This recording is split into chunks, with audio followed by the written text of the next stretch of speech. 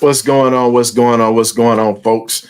Unfortunately, today is the day that we're going to have the benediction due to the loss from Arthur Smith and Company. So bring your cares, your concerns, and everything else to the altar today. So we got something that we getting ready to get to. Y'all go ahead, sit back, relax, and just let it all out. We'll see you then. Let's go. It's the benediction.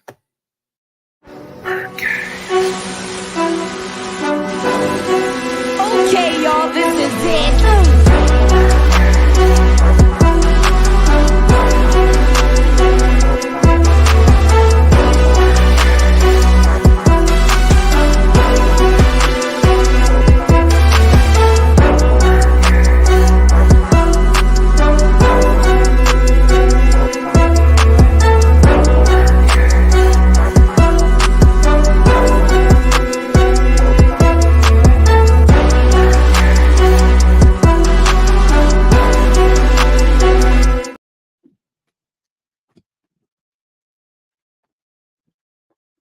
So. You already know what time it is, man. I'm sorry about that. I'm gonna let the introduction ride again. That was just a technical difficulty. Forgive me for that. So I'm gonna go ahead and start this over.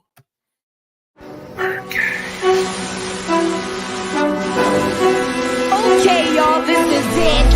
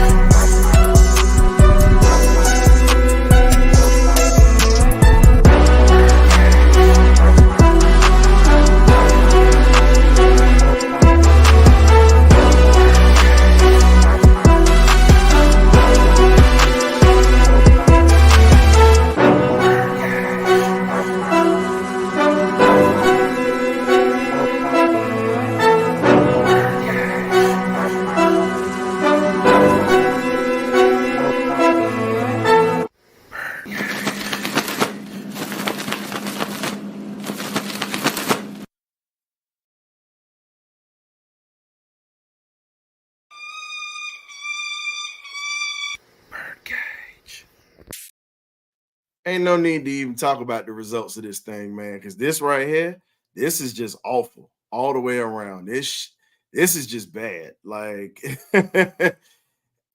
you lose the way that you did today. It's just what it is. Arthur Smith got to go. And if you're going to come in here and defend his BS today, just know that you catching smoke too. Arthur Smith got to go, period. You lose to a one-win team. You have this game in your hands. Earlier in the game, you go for a fourth down instead of taking the points. Those 10 points was the difference between that game. You choose to gamble early in the game the way that you did. That's just bull. And yeah, like I said, man, it's just one of them days today, man. All you can do is just sit back and just laugh at the foolishness. And they're going to bring this man back for another year. They're bringing Arthur Smith back for another year. So again, this got to stop. You know, I'm going to bring in the magnificent BirdCage crew, but I'm going to talk about it. When you've had chances to win ball games, common sense is just not so common right now at all. You have a team that is literally only one win this year. Not only did you piss away your playoff opportunity, any type of respect you got in that locker room is gone now because of the fact that you don't trust players. You didn't trust Cool early in the game because you wanted to be aggressive. You didn't kick a field goal. That was the difference in that ball game. That 4th and 1 in the first quarter cost us because we were in position to get points. When you're on the road, you're playing in messy conditions. You should understand that you must acquire points. When you don't acquire points, you put yourself in a bad position to not win ball games. And defense did all they could today. They kept those boys out of the end zone today. I'm sorry. This ain't on the defense. This is on the offense. Desmond Ridder cost us with a turnover within the red zone in the 4th quarter. Period. Now, we got people that's going to sit there and stick up for him, but I'm going to tell you right now, you come in here with it, there's no way that you can stick up for Desmond Ridder today. I'm sorry. Ridder got to go. He got to go. And if you're going to sit here and say that, oh, he needs time, hey, that's your opinion. You're entitled to it. But Ridder's a turnover machine. 16 turnovers this year. 16. And then you throw an interception that takes us out of field goal range. We're in field goal range. You throw an interception and you practically just gift those guys a turnover. You gift it to them. Nobody was open. What the hell were you thinking? We've been riding with Dez all year, period. All of us was happy that he was here, but all I'm saying is this. Ridder got to go. And Arthur Smith got to go with him, period. Everybody's saying bring him back. Here's the thing. You really need to get rid of this head coach because he has, and it's not even an ego problem because an ego, you want to look good with your ego. Let's just be real on that. When you have an ego, you're trying to look good. When you have low self-esteem, you just do dumb stuff and you're desperate.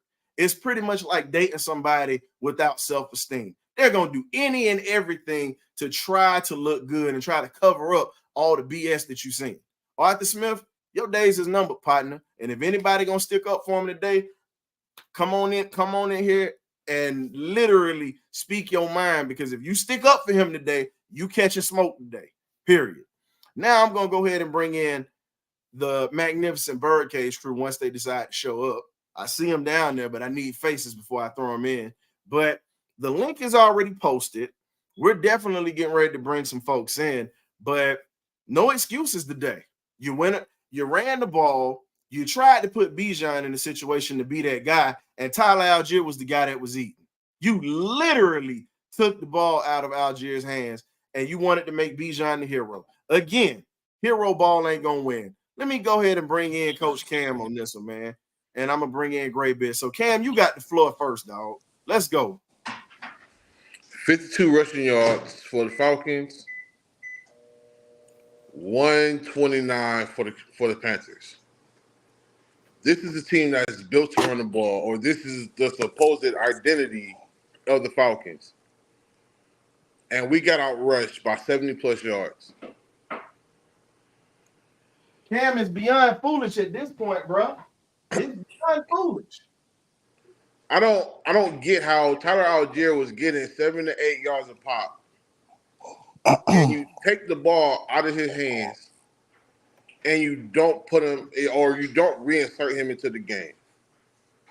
I understand that the right side of the offensive line was getting beat up today by Derrick Brown, but you run away from it. You make him tired. That's how you slow down a massive run stopper or a pass rusher. You go away from him, force him to run a little bit. Arthur Smith didn't do that. And then the one person that I told everybody that I felt was a terrible pick was Bijan. Again, I said it last week, I said it the week before, and I'm gonna say it today. He's a wasted pick. He's not a good fit for this offense, and I don't care who feels that I'm saying it, who don't like what I'm saying. You can kick rocks. Bijan is a terrible goddamn pick, plain and simple. He's terrible at ball control, ball security. He's put the ball on the ground, 4 times in the same situation in multiple games. Kyle Pitts did everything that he could to get us a first down. He literally jumped with a man on his back to get the first down. And what did Dez do on the very next play? throws an interception. And he threw a pick. He threw Threw a pick. to 3 people, and Drake was wide open, literally in the middle of the field. No one was anywhere near him. There was not a man within 5 yards of Drake London, and you threw it to CP anyway. If Arthur Smith is not fired today, I promise you, I will fly the fiery branch, and I will drag that man out the building myself. He got to go. He got to go. They right gone. Got to go. And everyone who's been watching this show knows I've been the biggest proponent and the biggest supporter of Desmond Ridder since the day we drafted this man. He got to go. Same Plain here. and simple.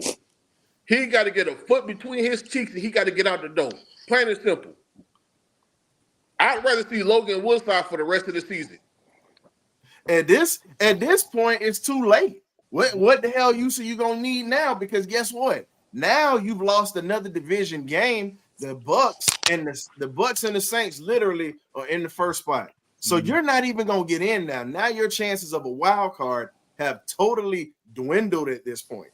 Well, I mean, it makes no sense now. It makes no sense. Welcome to the cage, Coach Grant and Damon. We talk Hawks TV. Last night the Hawks messed it up for us, and then the Falcons just made it even worse. Can I go? Can I go, please? Go ahead, man. I had to introduce the fellow crew before you start going in. So the floor is yours, and then Damon, and then we got Coach. Go ahead, man. First and foremost, how everybody doing? Welcome to, unfortunately, the Benediction. How in the hell did our coach get out coached by a special team interim coach? And he ain't coached in 2 decades, by the way. Make sure you put that out there. What Coach Cam put out, we got outrushed by one person, Chuba Hubbard. Chuba Hubbard killed us. Killed us in crucial moments. Chuba born Hubbard. Chuba born Hubbard. Chuba born Hubbard. This is great. Chuba born Hubbard. We literally left about 14 to 17 points on the field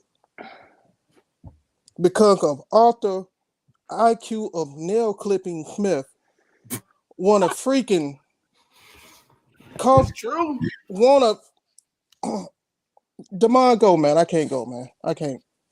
Woo. I feel you, man. Salute to everybody, man. Salute to my guy, historian, for Ryan, for tapping me in, man. Listen, man. I wish I could watch the Atlanta Hawks like I watch the Atlanta Falcons. I can watch the Falcons and just shake my head. I don't get upset. Because let's be honest, guys. Should this team really, and I understand we want to win, do we really need to be in the playoffs? No. Honest with you? At this point, no. And I'm going to tell you why I say that, Ryan. I'm going to tell you why I say that. I look at the Falcons making the playoffs this year as the Hawks making the conference finals. I think what it would do, it would mask the issues on the team, and issues would not be addressed.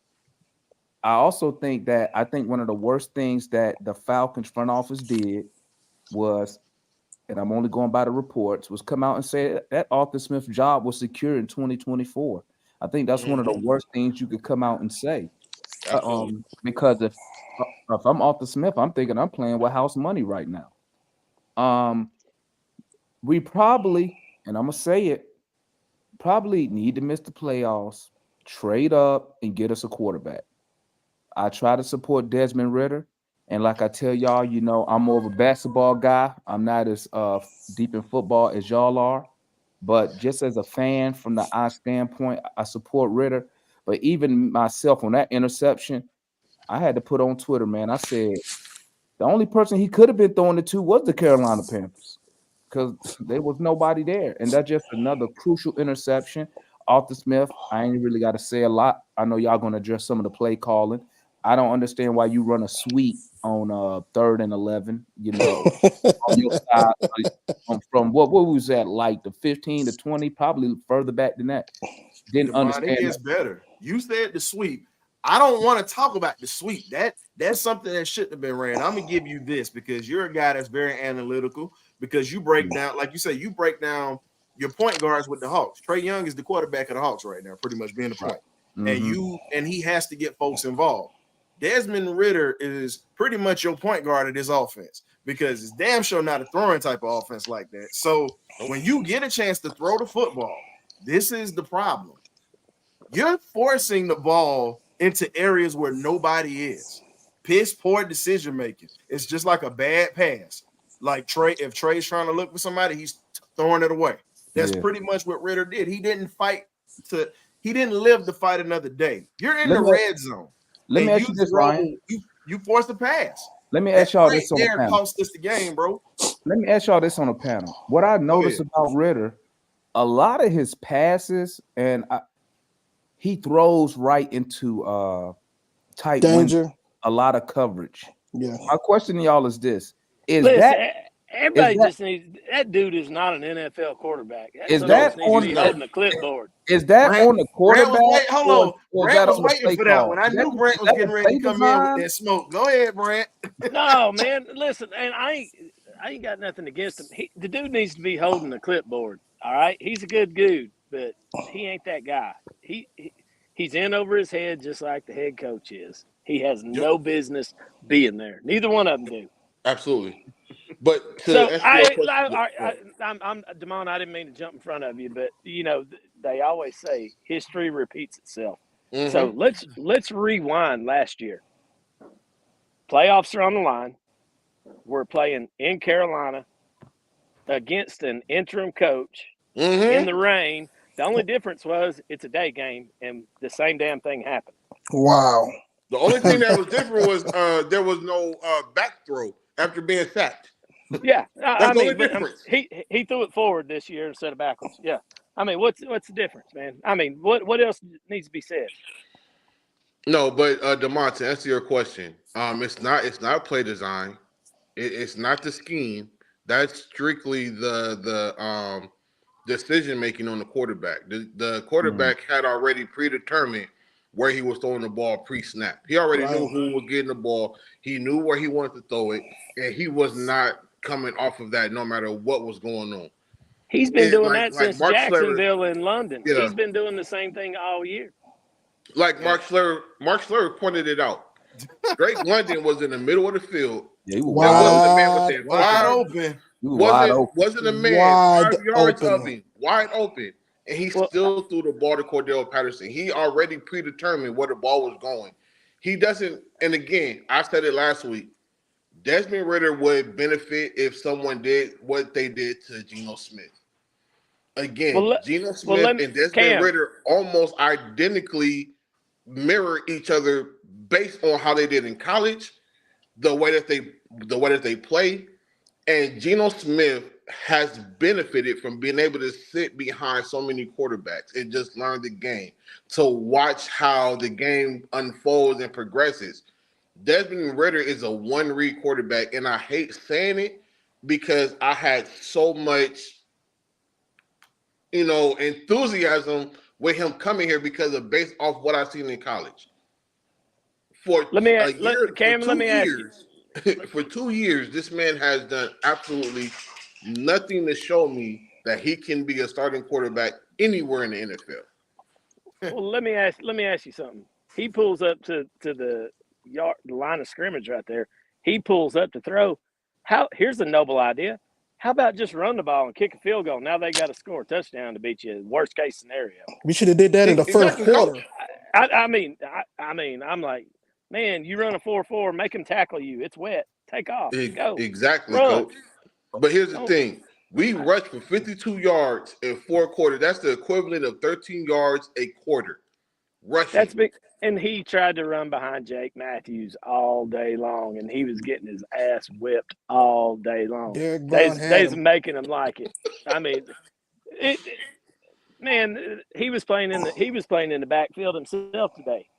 They kept. Hey, I thought we had Caleb McGarry 2.0 and Chris Hinton. The way he was getting pushed over and ran through. He got worked. He got That's work. an I mean, understatement. Listen, that's an understatement. He didn't just get worked. He pretty much got baptized today.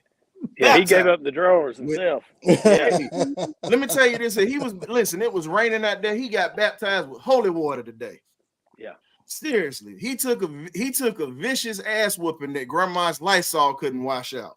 That was vicious to watch him get whipped on the front end like that. That's bad. I'm still trying to comprehend. There you go. That's what I've been waiting for. Scoop. I'm still trying to comprehend how in the world we get outrushed 129 to 52. That's 13 yards rushing a quarter, bro. We're That's unacceptable. we are a top 10 That's rushing team. That's And when we- you keep giving it to an incompetent quarterback and letting him throw the damn ball instead of handing it off. Exactly. Why? This is my question. Why the hell did they take the ball out of Tyler Allgeier's hands? Nobody knows. Nobody knows. Tyler was falling Nobody forward. knows. So why What the did- hell what did did he take Slayer- the ball what- out of this what was- man's hands? What was Slayer saying from the He first said- quarter?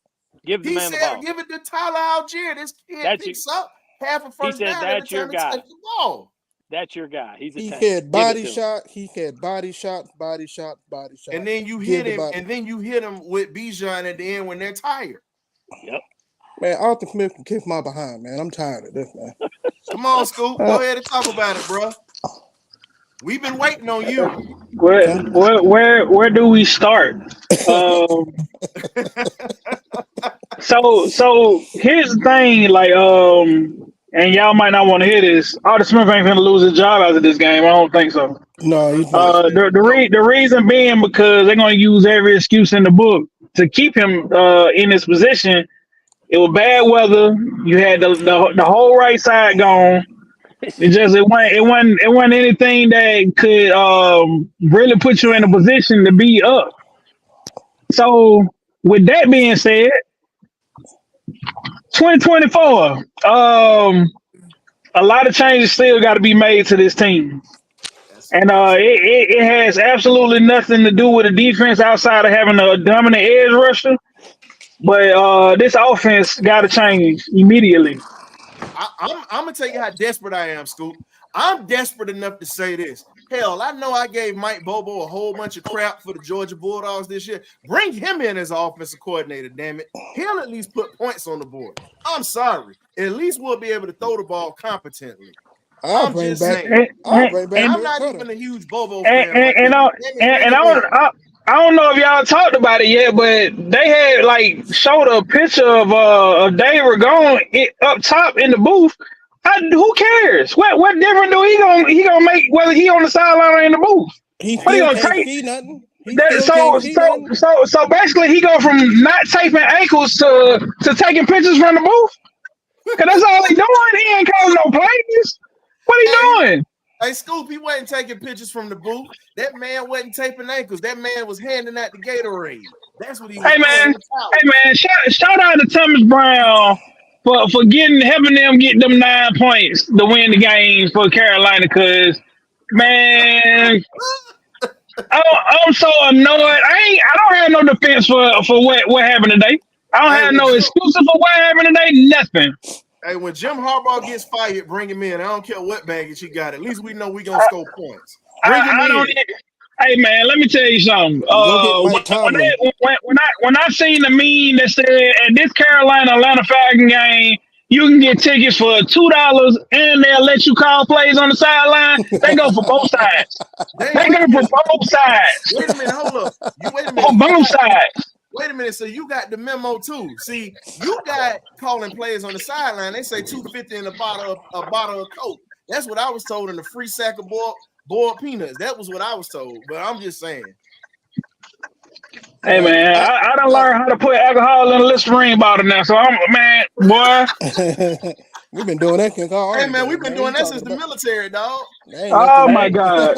There you go, right there. Our military days. You be on the floor, man. You don't know. I'm out, so I can talk. Look, I'm out now, so I can talk about it. I can't get Captain's Master for it, so it don't matter. But all I'm saying is this, man. You got to bring somebody in that's gonna challenge you as a head coach. I'm sorry. You as a head coach, as a play caller, is just horrible. Horrible. Or I can say it like Charles Barkley, terrible. Just like Charles Barkley, like you say, terrible. The And scheme. the sad part about it is you're making it to where when free agency comes, guys are not going to want to come to Atlanta. Hell no. Because you're not putting up points. You're not winning ball games. Defensively, you're good. It's offensively that you're not going to get good playmakers. I'm sorry. Well, here's the thing about the scheme. All right. You can win with this scheme. You just can't be an idiot calling plays. Hey, Coach, you should put your hat in the ring for this. I just get the job, please. It blows my daggum mind how they say, "Oh, scheme." Man, there's no point in time that I've ever coached anybody to make decisions the way that they do. It doesn't even register with me. You've got a top 5, top 6 rushing attack. Hang everything on that and work off of it. Don't just randomly. It's like playing fuzzball. I'm old. From the 70s, there was a game like darts called fuzzball that was Velcro and a ball. You'd throw it at a board back in the day. That's like what he's trying to do. Yeah. There's no rhyme or reason. He just calls stuff. It's like his IQ, man. I'm starting to question his IQ. Scoop, I'm sorry. I understand you say he worked up, but I'm starting to question this man IQ as a play caller. Because it doesn't make sense to me. So how y'all laughed at me when I said that earlier this season, but now you're seeing what I'm talking about. He wants to do this toss play, the same exact formation, and thinking that the defense didn't know that. Brown was like, "Are you kidding me? This is what you doing?" Boom. We end up losing like 4 yards. So I'm like, that's when Mike Shurkin, you might want to keep that in your back pocket and not do that no more. So I'm like, to me, he does not adjust the way he should. He does not. He doesn't make no type of adjustment, and it doesn't make any sense. Common sense ain't so common, bro. Bro, it's not. It's not. This brother, this cat. Let's just be honest with you. He couldn't coach himself out of a wet paper bag if you gave him a box cutter and a set of instructions. Just an LED exit on the end. Exactly. I take Dirk Cutter back, man. I just can't. No, brother. No. Look what we got. We scored. Well, hold up. If Mike Tomlin gets fired, my thing is, would you take Mike Tomlin coming in at least? You're damn right. Mike Tomlin, a defensive coach. So look, it ain't nothing defensive related. Everybody that represent the offense and the special teams got to go. How many? It don't have nothing to do with defense. You got to bring nobody in from defense. They got defensive or characteristics. So here's the thing. So the brother got a Super Bowl ring up on him. He's like I said, he's been to the dance. He's consistently in the playoffs. He's never had a losing season in Pittsburgh. Never. He got one right now. Right now, yeah, the first time out of how many years? Damn near 20 years, right? They 500 right now, ain't it?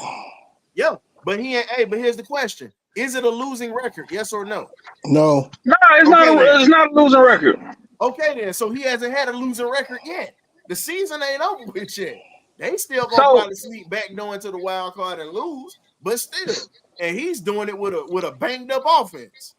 I like Mike Tomlin, and I don't think Pittsburgh gonna let him leave because they don't do that. But for us, we need offense. We need some people who know offense, some people who have actually played at a high level, some people who done coached at a high level. Well, you know they ain't bringing in Terrence Mathis, unfortunately, and Mathis is available, and he'll drop everything to come to be an offensive coordinator and a receiver coach. We need a receiver coach, quarterback coach, a real offensive coordinator, and we need a better offensive line coach, period. Because we get whipped in the trenches by teams we shouldn't be getting whipped by. Right. No ifs, ands, or buts about it. But here's the thing that we talked about last week. The offense moves a lot better when we're running the ball. Play action becomes a lot more precise when we're running the ball. The first quarter, Tyler Algier was getting 7 to 8 yards a pop. How do you remove him from the offense midway through the first quarter and you don't bring him back to the fourth quarter? a running back like that is going to need his carries to get into a rhythm. You cannot get into a rhythm after having maybe 6 runs. You come back in the 4th and then you try to establish the run. No. I can explain it. That does I can not work explain that it, way. Cam. I can explain it. Hey, but I hold really on, can. coach. Hold on, coach. Before you explain it, Carolina were doing the same thing. And I don't know about y'all, but I was happy as hell when Miles Sanders was in the game because he wasn't getting nothing. But Chuba, we couldn't do nothing with him. The only difference, the biggest difference in this game was that Bryce Young at the end of the game had time, Yeah. turned the ball over twice. And here's the other thing. Chuba Hubbard was a guy that I spoke on that we should have grabbed out of the draft long time ago. But I got somebody else that's coming in here that normally moves the needle. Resident Georgia Bulldog fan as well as Falcon fan. She runs the Dogs with Dynamite page. My homegirl, my partner, my ace, my dog, Kibo Weir. What's happening? First time into the cage. Welcome. Thank you for having me. Welcome. Really happy to be here. Sorry that it ended the way that it ended for the Falcons, but I can definitely keep up with the conversation. So I do have some comments to say about that game, but feel free, guys, to go ahead and continue talking. Oh, no. We want to hear your side of the story. We talk all the time. What's your comments on this game? Now, I want to hear this because we talked about Georgia offense. What's the similarity that you see with the Falcons offense? Please. It's the same frustrations I had with Georgia under Kirby when Stetson Bennett was here. We had a defense that improved and became historical. And I see the same thing with the Falcons. The defense has improved. That's what I like to see. They only held the Panthers to 9 points, guys. But what I'm seeing, too, on offense is just not clicking. And people want to say if Ritter is a rookie or not, but he should be at a stage where he shouldn't be making these mistakes. Now, I'm still figuring out if this is a coaching problem or a quarterback problem.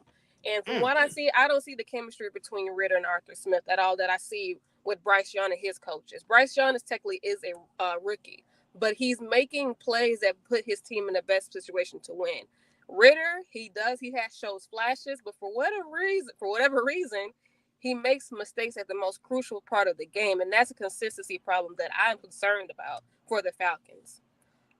If I had a choice in the matter, I would say I would get rid of Arthur Smith pronto if I had to say. Unfortunately, and the record is good, but I don't see him being that coach that puts his players in the best situation. I'm not seeing it so far. That's my opinion.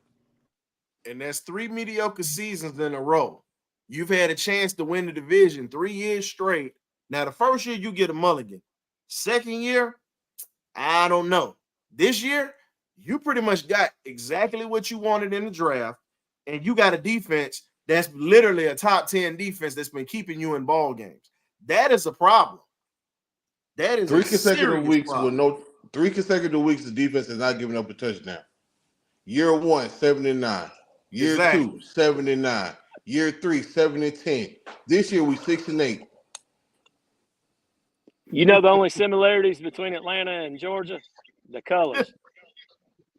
Hey, but I see the plot that Arthur Smith doing now. The first year you had an aging Matt Ryan. The second year you got Mariota, and nobody in the NFL wanted Mariota.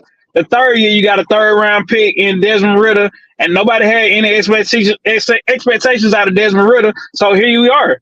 So you're gonna always blame the quarterback when really he is the problem. His play calling is the problem. He got exactly what he wanted every year. I'm telling you, that's the whole thing. He got Kyle Pitts year 1. No, but what I'm saying is, Coach, he got a fall guy. Now you got Bijan. So here's the question. So where is this gonna fall? Because here's the thing. You're bringing that's on the carrot. I'm asking, when is it going to be Arthur Smith's fault? That's my question. When is it going to be his fault? That'll be up to Terry. They said this is a 3-year plan. No. Because you've been defending this BS for the past couple of weeks. Oh, absolutely. Absolutely. And I told you I don't have no defense for it today. This foolishness. You know what, Scoop? That's why you my dog, bro. You going down that hill. I respect you for that. But damn it, I don't have no defense. I don't have no defense for today at all. But I guarantee you, he got every excuse in the book for today. He can blame the weather. He can blame 2 turnovers. He can blame whatever you want to blame. Oh, we He got got the Turbo in the excuses. building. Turbo, go ahead and click that camera, man. We're gonna bring you on the stage too. But and the thing is, like Kibo was saying, let's just keep this real. The defense has improved vastly because for years that's been Atlanta's Achilles heel. For years, that's been our Achilles heel. And now that we have a defense, we don't have an offense to go with it. And this goes back to when Brent was a little kid, back when the Grits Blitz defense was around. When Coach Brent first became a Falcon fan. And let's look at it like this. You had just like back then, you had guys that could make plays, score points, but it wasn't consistent. You had Haskell Stanback, who we had in the BirdCage at running back. You had William Andrews coming in under him. You've had so many different playmakers to come in. Alfred Jenkins, Wallace Francis. You know, you got your first round tight end in Junior Miller back in the day, which is your Kyle Pitts now. But the problem is, as Dewey McClain said last time, we don't have a steady offensive line, and we're not steady enough to put it together. And that's the problem offensively. The defense is not the problem. Offense has got to get it together, period. You got to get competent people that can not just call plays, but they can also manage certain positions like that quarterback position. You got to get somebody in here that knows how to teach this guy how to – it's certain intangibles you learn in college that you bring to the next level. The speed of the game changes. Playbook changes. But the intangibles of what he did today, let's just say it. Throwing the football, throwing it away when you see everybody's covered in the red zone. You don't give up field position like that. And you got a chance to kick a field goal, a second time to kick a field goal and put this game away, period. And you piss that away. As a coordinator, I see things differently than you all do. He has been making the same mistakes from the beginning of the year, and he's gotten no better. None. He single-handedly has cost us 4 games this year. Point blank. 5. Yeah. I was trying to give him the benefit of the doubt a little bit. No, I'm not giving him the benefit of the doubt today. No, he ain't getting it today. 5. Not for me. Not for me. He's not the dude, man. And Arthur Smith, man, he can't get right. He just needs to go someplace. Well, that's my question about through all this, and sorry to jump in. The Falcons continue to draft these key players at these positions and doesn't act on, and that's what's confusing about me. It's like we're going through an experiment every season to go into the draft just to not improve, and I can see why fans are frustrated. Georgia next door just won 2 natties. The pressure should be on the Falcons right now to start executing. I'm not understanding the draft decision these past couple of years. It's confusing to me, so I'm gonna say that. Not the only one. So, to your point, I put out a link for people to click on so we can see your comments. We have people that have just came in. Go ahead and click on it. This is Coach Terry McGriff right now. Coach McGriff, who's a follower of the show, as well as he comes on sometimes and helps. Like he said, the longer the front office waits to fire Smith, they will decrease their chances to find the right head coach. And it's obvious that he is not the guy to lead this franchise. Now, this is a guy who also is coached at the collegiate level and the high school level as well. And he's currently helping out with some operations in Mexico. Shout out to Coach McGriff in that Mexican football league that's over there in Mexico and the ladies football league that he runs. So you're talking about a guy who is in talks with a lot of these former players and GMs and these people like that, because NFL is kind of tapping into that. So you have a guy who's got that experience like that. The sad part about this whole thing is the Falcons organization falls in love with people. That's the problem. It's not a business. When you look at places like New England, you look at places like what's the name of the spot? You got New England. You have different teams that don't fall in love. San Francisco, a perfect example of a team that don't fall in love with its players, because if you look at it, they got rid of Dwight Clark in his prime. They got rid of Freddie Solomon in his prime. They've gotten rid of great players in their prime, or they forced them to retire. Atlanta does not have people in that front office like that. New England do the same thing. They get you for 2 years and get you up out of there. And think about Yeah, it. but so y'all got to think about this, man. The teams that you name are already winning organizations. Well, the So 49ers, that ain't nothing for me. San they, Francisco San was a Francisco wasn't train a wreck winning in the organization 70s. right off the bat. Bill Walsh changed that.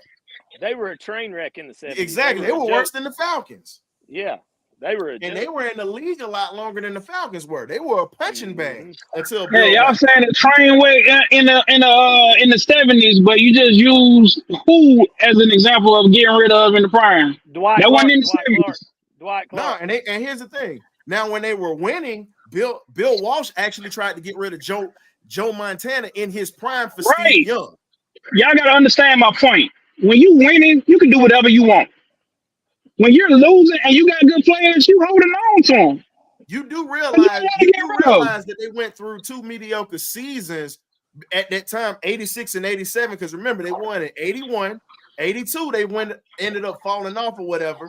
83, they lost to the Redskins in the NFC Championship game. 84, they won. 85, they fell off because of the Bears. Then you talk about 86 and 87, they didn't win. They The wanted point to is go in a they totally won though. different direction, dog. And they were getting ready to The point is they won. quarterback. We got 10 playoff wins and 24 appearances. Of course. And some of But those we have playoff games zero. could have been won. We have it ain't about should have or could have. It's about whether or not we got it done, and we didn't. And that So comes, when you and where does that come from? you gotta chase whatever you can chase because you have no winning formula to base it off of. You can point at any franchise in the NFL. If you have not won, you don't have a formula to work on. So You here's can the question. point in everybody's direction right now. So okay, so now you just said something right now. Now you talk about winning formulas or whatnot. Everybody know there was a lot of teams that had winning formulas. Now the Raiders fell off like a bad bag of dope. Everybody know that. Raiders is one of the most dominating organizations in the league, in the winningest. They didn't start falling off until after the 90s. That was when they fell off, literally off the cliff. Now, when you look at it, Atlanta has never been in a position to where we've brought in players that have really been able to change the culture here. I'm sorry. It's just what it is. So until we actually start drafting players that might have a little bit of baggage or this here, it's not going to change. You bringing in all these church boys and these choir boys. Exactly. And they've been doing it forever. Our front office sucks. Exactly. The scouting department sucks too. After the whole Michael Vick debacle, they wanted to have this clean, pure athlete in Atlanta. That's not going to win you football games. Exactly. I'm sorry, it's just not. But This I would say he got to go. I will tell you he's the this, problem. He's the head of the snake that needs to be cut off. Look, Cam. Had the year that we drafted Mike Vick, had we had Andy Reid, this is a totally different discussion that we have. Because there's no doubt in our mind, and anybody that's on this panel right now, nobody can say that Andy Reid not a top 5 or top 3 head coach in the NFL. Of course, he won with Donovan McNabb for years in Philly before he went to Kansas City and won his first championship. Andy Reid was successful, and he was So a hell having of a an quarterback OC. like Mike Vick, he would have taught him how to play the game the right way instead of just relying solely on your talent. Well, here's the other thing that you got to look at. If a frog had wings, it wouldn't bump his butt when it hopped neither. Everything that we talk about right now is an if. So here's the question I got for you. Now you said it. Now you got Andy Reid, who was a hell of an offensive coordinator who learned from Mike Holmgren, and he was a quarterback coach and assistant on their 49ers team. Pretty much, Andy Reid taught Brett Favre how to be a quarterback. He pretty much did. Andy Reid was also the OC in Green Bay, was he not? Yeah, took him to 2 Super Bowls as the OC. Look, we need to go to the Jimmy Johnson method, and I've been saying a long time. Are you going to do your job? If not, I'm going to get somebody else that will. Thank you. See ya. But ain't that what we've been preaching all? But isn't that what we've been preaching all season? Yeah, we're going to make the necessary moves to bring in the people that's going to do the best for the team. Arthur Blank. It starts with Arthur Blank. He's going to get tired of throwing his damn money away. Until then, we're going to keep wallowing in shit with the pigs. Is what's going to happen. I mean, it's the bottom line. It's like a kid. If you tell a kid, "Hey, man, don't run through the house," 5 minutes later, he comes running through the house. You don't do anything about it. Guess what he's going to do next time? He's going to run through the house. If you tell him, hey, don't run through the house. Next time you do, you light his little tail up. Guess what? Next time he comes tiptoeing through there. So my question to y'all is, how you know that Alpha Blank ain't made that crystal clear?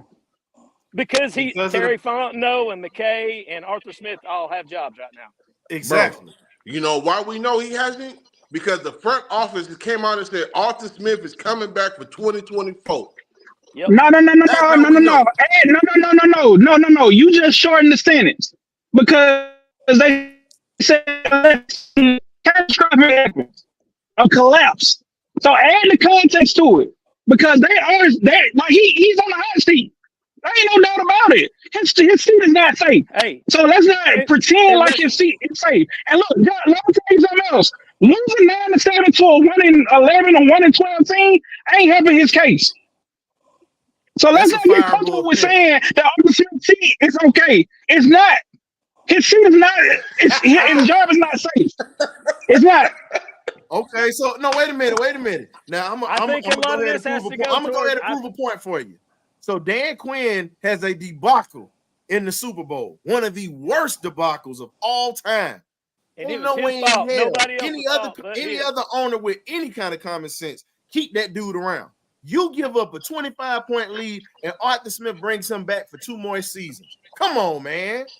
Hey, let me tell you something. The miss for Arthur Smith was not. For Arthur Blank was not keeping Dan Quinn.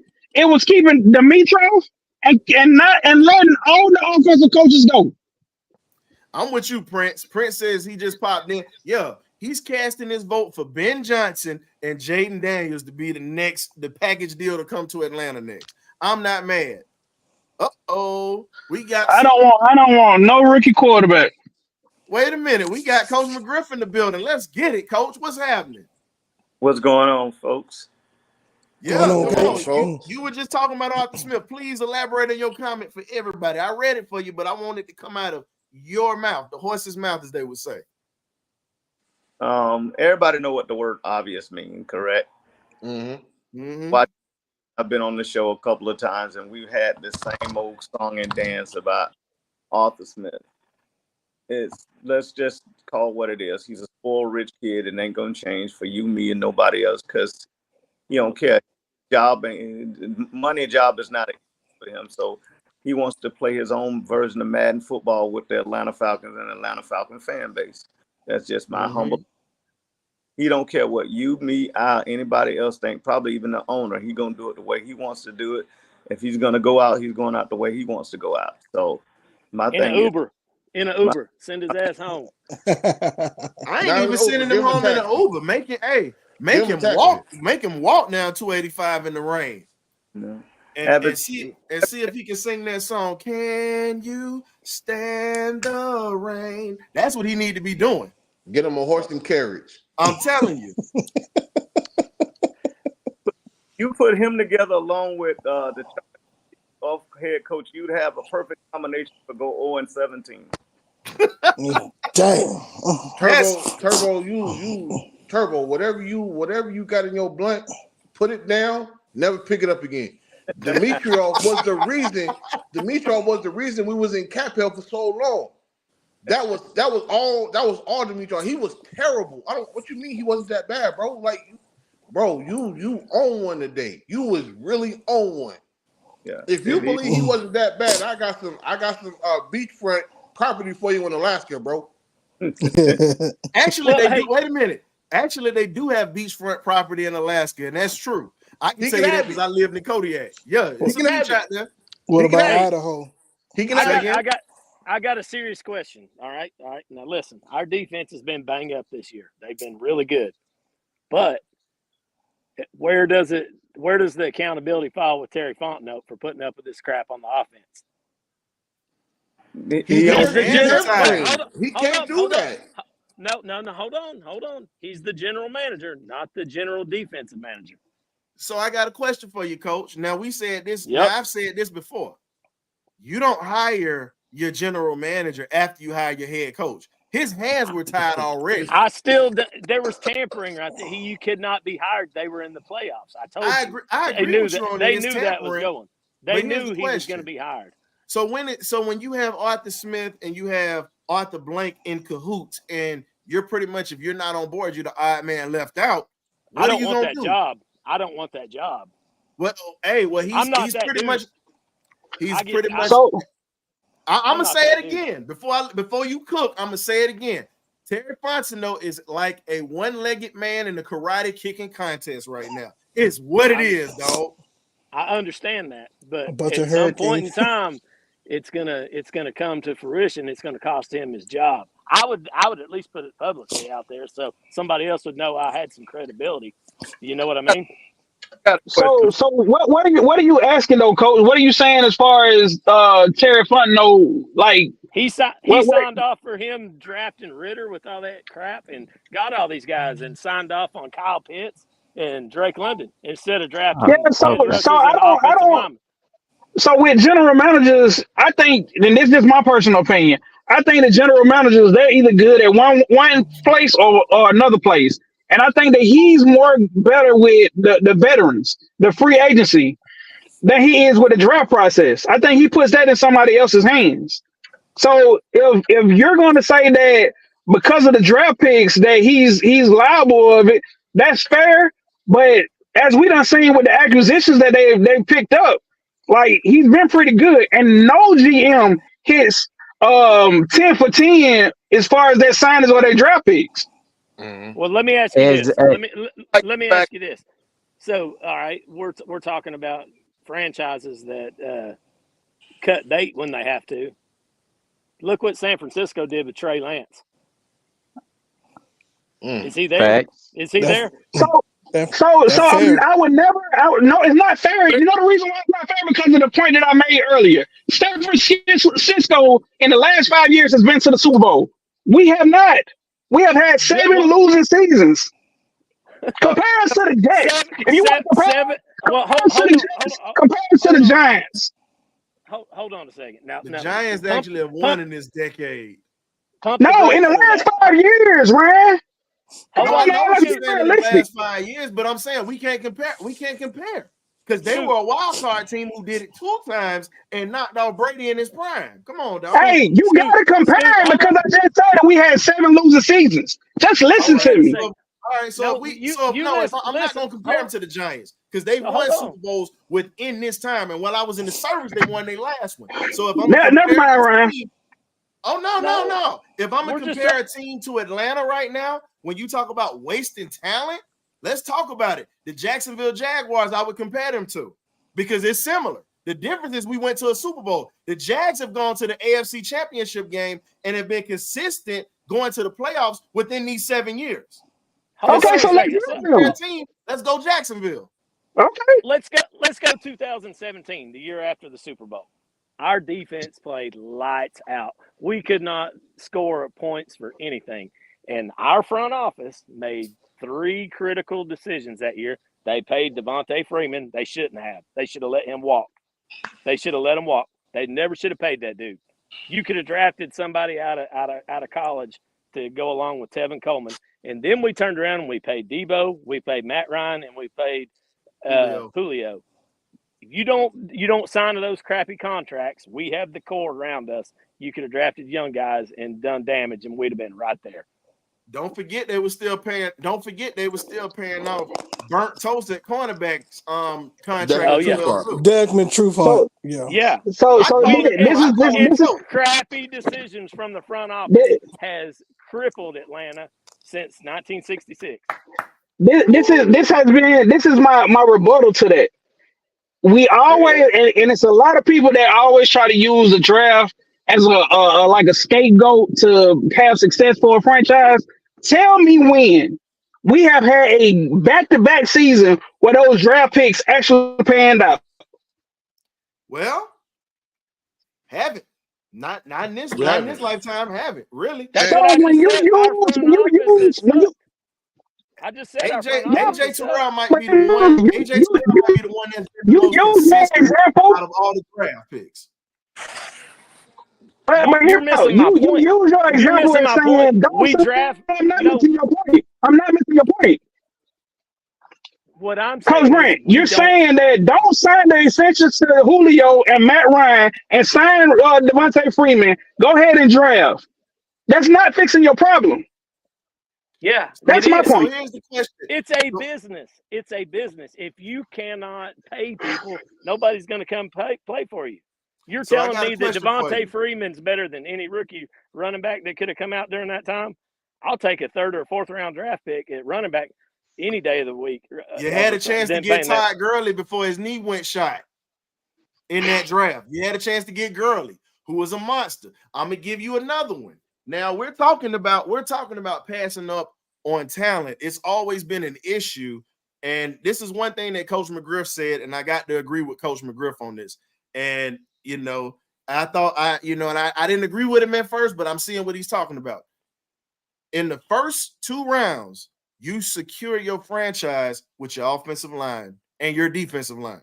You secure your franchise with those type of players, because if you can get playmakers at any time. It's building inside those trenches. Atlanta's problem has been reaching and getting these linemen that we've been nickel and diming, opposed to taking a dominant figure and taking a chance on those type of guys. We don't draft well when it comes to linemen in the first round. We did well with Chris Lindstrom. Chris Lindstrom. That was a damn good pick. Jake Matthews has been available his whole career. Can't knock him because he's been available. Now, everybody else that we brought in, like McGarry's been like a New York turnstile, bro, to the subway. They just been giving up the draws. We don't have a good center. It's been a problem for the longest. And as Coach McGriff has stated, he's even come on the show and said it. You win ball games by building up your line, and you secure the future of your franchise through the offense. Why do you think Dallas is whipping everybody's behind right now? Their offense, they went one draft where they went offensive line and defensive line. All I'm saying is, when are we gonna have a draft like that where we actually keep our trenches straight? Maybe Ritter might be able to stand up straight in the pocket if we had a better line. Last year we should have think, drafted Jordan Davis or Darwin Walker, one of the two. Exactly. And I think me and Scoop talked about it, either it was yesterday or Friday. He posted photos of our draft class over the last couple of years. How many of the dudes that was posted in the draft classes are still linked with the Falcons at this current point over the last 3 years? That's because our front office sucks. 2 players. 2. They're so terrible. The consistency of our scouting team and our front office is a liability to the product that's on the field. On top of our coach not knowing situational awareness of when to call certain plays. And there was one thing that Kibo said earlier when it comes to the quarterback, or was it the scheme? No, it's strictly on the quarterback, because, again, you do not throw the ball where there's 5 defenders there and you have a receiver wide open in the middle of the field. You either throw it out, you run it, or you do one of the two. You don't force a pass where there's 5 receivers, where there's 5 defenders. You just don't do it. And the one thing that Coach McGriff really said that stood out to me was when it comes to our team, right? Arthur Blank is too goddamn personable. He doesn't treat us like a business. He treats us like a family. This whole Falcon for life stuff has got to stop. Yep. Because do again, your job. like we said, over the last 4 or 5 years, we've gone 7-9, 7-9, 7-10, and it's looking like another either a 6-11 finish or a 7-10 finish. At what point do we become the San Diego the Los Angeles Chargers and start cleaning house? Because the GM is gone, the head coach is gone, the defensive coordinator is gone, the secondary scheme coach is gone. When are we going to clean house? Because at this present time, you have a top 10 defense with an offense that cannot put up points on the board to assist the defense in continuing to do what they're already doing. So check this out, Cam. 10 points. The only reason why the Chargers are comparable to the Falcons because they lose stupid games and the coach make bad decisions. But I will say this. That's why I brought him up. But look, when you look roster for roster, our roster can't even be in the same sentence as the Chargers. We ain't never had a Joey Bosa. We ain't never had a Khalil Mack. We ain't never had a K9 Kenneth Murray. We ain't never had a Derwin James. We ain't never had a Asante Samuel Jr. We don't have a Justin Herbert. We don't So I have got a Keenan Allen. We don't have a Mike Williams. We don't have a Austin Eckler. Come so on, I got a man. question. Scoop, I got a question for you. So I got a question for you. So here's the question. Now, when we talk about the draft or whatnot, and you've had chances to get players like that, why do you pass on them? So that's the Because we're thing. dumb. Oh, So no, that's I want the you to answer the thing. question. Why do you That's pass on those guys? That's I the have thoughts thing. about that. We're missing those draft picks, true enough. But that's again like that the construction of that Chargers roster, that's draft picks and signings and And what trades. have they won? What have the Chargers won? And that's Nothing. exactly right, Coach McGriff. That's exactly right. But at the same time, what I'm telling y'all is Russell for Russell, the reason why that man lost his job, Brandon Staley lost his job, he was a defensive coach that had a top 5, top 10 offense, a franchise quarterback, and still couldn't get the job done. We can't say that. Well, the when the highest- Chargers ended up, let's just call it for what it is. When the Chargers ended up firing the head coach that they had before Brandon Staley, which they should have never fired that brother. Anthony Lynn. Huh? Anthony Lynn. Anthony Say his Lynn. name. When Say you his fired- name. Anthony Lynn. Hold on. I was trying to be PC about it, but Anthony Lynn.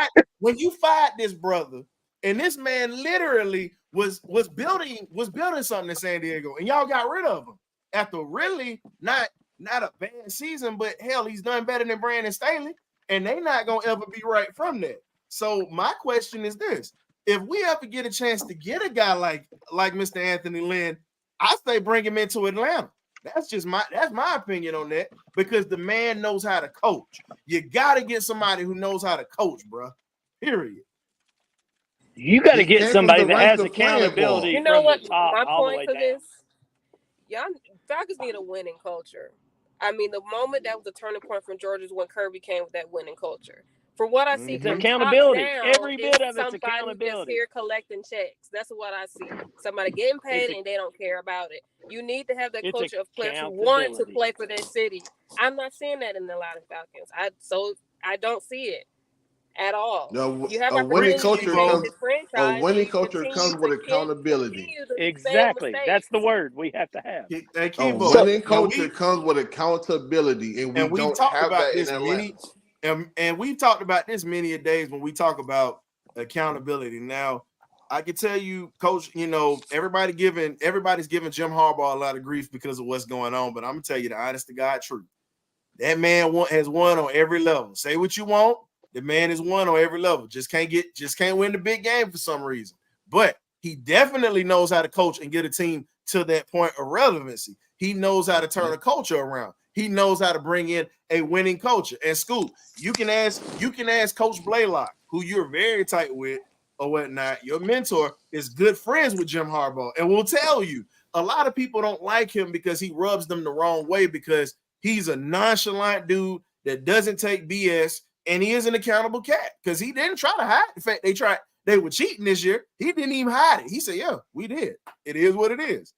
And my thing is, I can respect somebody's honesty about what you've done or where you're at.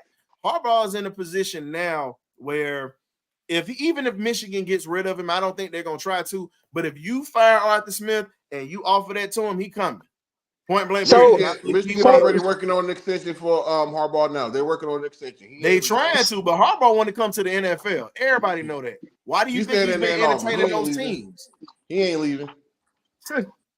Michigan got a good bag to give him. Leverage for money. Michigan So look, got a bag. They can give him whatever they want. He's saying he ain't leaving. I'm gonna go off the beaten path, guys. Y'all want winners. Y'all want winning coaches. I understand y'all looking at the hot names, but let's go to proven guys that also, with Atlanta being a unique situation, that will fit into the culture of the people in the city.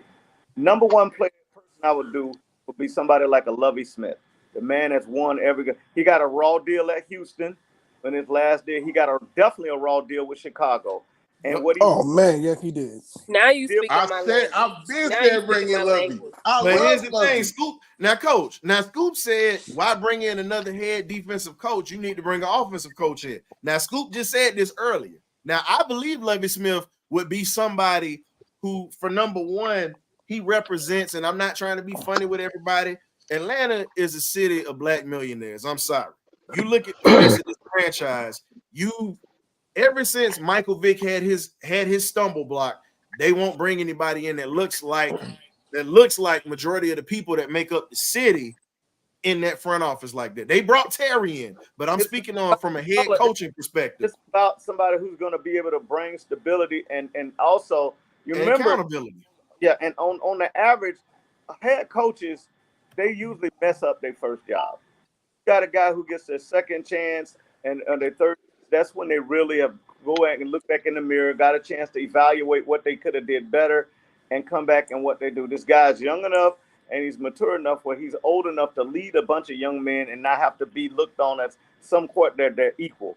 He'll be somebody who understands the need, the general needs of the South. He's coached in the South, so he understands what people do. He understands the passion of people. I would have been tempted. There's a couple of other guys out there that you'd have to understand that when you look at the coaches, can they fit in and understand the needs of Atlanta, why the people are so passionate about winning, even though Atlanta kind of reminds me of the Eastern version of LA. There's so much to do outside of watching a football game on a Sunday afternoon. So I got plenty of other stuff I could do. So you got to have anybody that's going to galvanize the city, also be able to be somebody that's going to be a standard in that building that people going to respect because they're going to look at him and say, he knows what I know. He knows what he's doing. He also cares about me as a person. Yep. You know what I mean? And he knows Jim Caldwell's another name. Coach, I got one for you. Now, you spoke about Jim Caldwell. I'm going to give you this. The reason why I would put Lovey at the top of that list, but number one, Lovey is a Texas boy. So he understands the passion of coming from down south. You know what I'm saying? And understands what fan bases are like, whether it's collegiately, high school, and professional level. He understands it because he grew up in that culture. Now, the other thing that I'm going to say about Lovey Smith is this. If you can get to a Super Bowl with a Gator quarterback like Rex Grossman, you definitely deserve some goddamn credit. The Stay Puft Marshmallow Man. Exactly. If you can get to a Super Bowl with Rex Grossman, could you imagine what he could do with this defense we have? To add to what Jerry Gray and Nielsen have, and we don't have a strong running game because he had Cedric Benson running for him at that time. Look what he left the Texans with before they unjustly got rid of him. Exactly. This is what I'm going to say. This organization needs to be ready. I'm sorry to cut you off, Ryan, but this organization needs to be ready to hire someone like Lovey Smith. It's going to bruise some egos if they do. Because if you have people that set in their ways on how they should run an organization, it's going to be difficult. But I think I agree with this sentiment. If the organization is ready to be in the future and put this organization where it needs to be, they need to go this route. So, Kibo, to answer your question, from my point of view, if I'm going to use the formula that UGA used, I got to find somebody that's in a winning organization that has Atlanta ties. So I'm looking for a Sean McVay, if I could poach a Sean McVay, or anybody from that 2016 coaching staff, or like I don't know, a Sean Jefferson.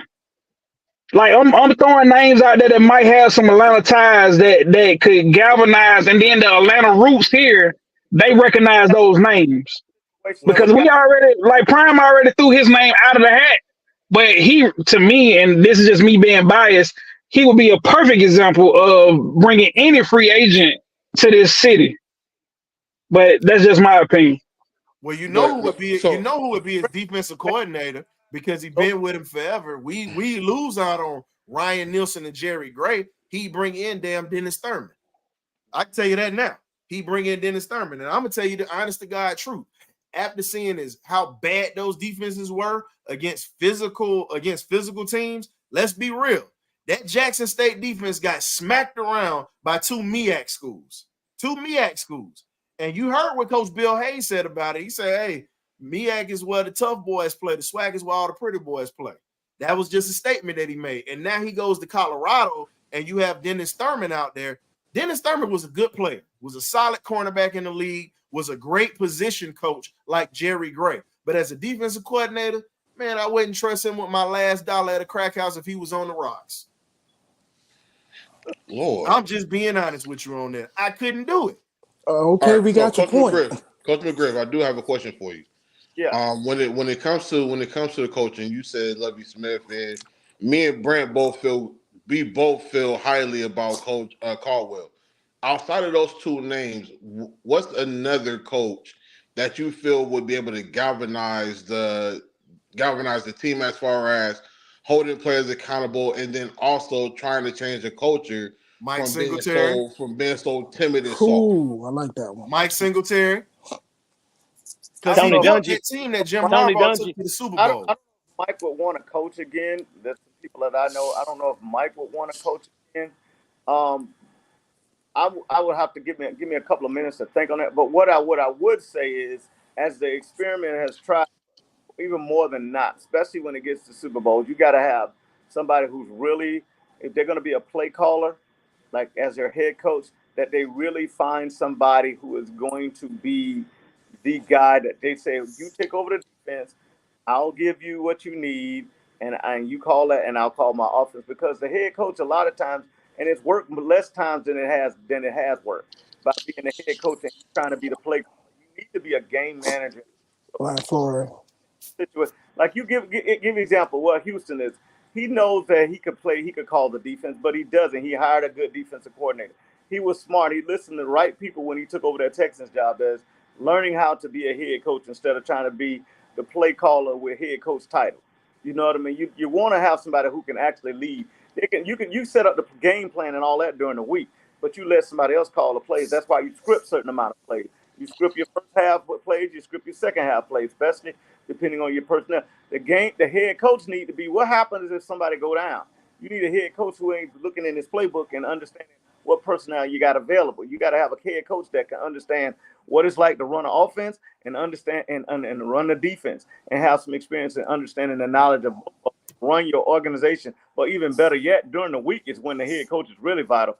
You know, Coach, third I got wins. one for you. Now, you speaking on Jim Caldwell and a few other names. Another guy that needs to be considered, and we need to look at him, is Steve Wilkes out there in San Francisco. That's a good one. Yeah. Steve Wilkes got the raw end of the deal, and Carolina is paying for it right now. Minus us giving them the game today, Carolina is paying for letting Steve Wilkes walk the way that they did. I agree with that. And Steve Wilkes, here's my thing: if you want to put some salt in the wound, and you want to make this, you want to make them feel like, dang, we should have kept him. Fire Arthur Smith and bring in Steve Wilkes, because he's not only a player coach, he holds guys accountable, and guys want to play with him. Think about this. You had a team last year with the Panthers that literally was fighting to try to get a wild card, even though their season was a wash for that guy, Steve Wilkes. They fought for him. As soon as Matt Rule was gone, you saw a whole difference in that team. Whole difference. And you're saying that they're falling apart.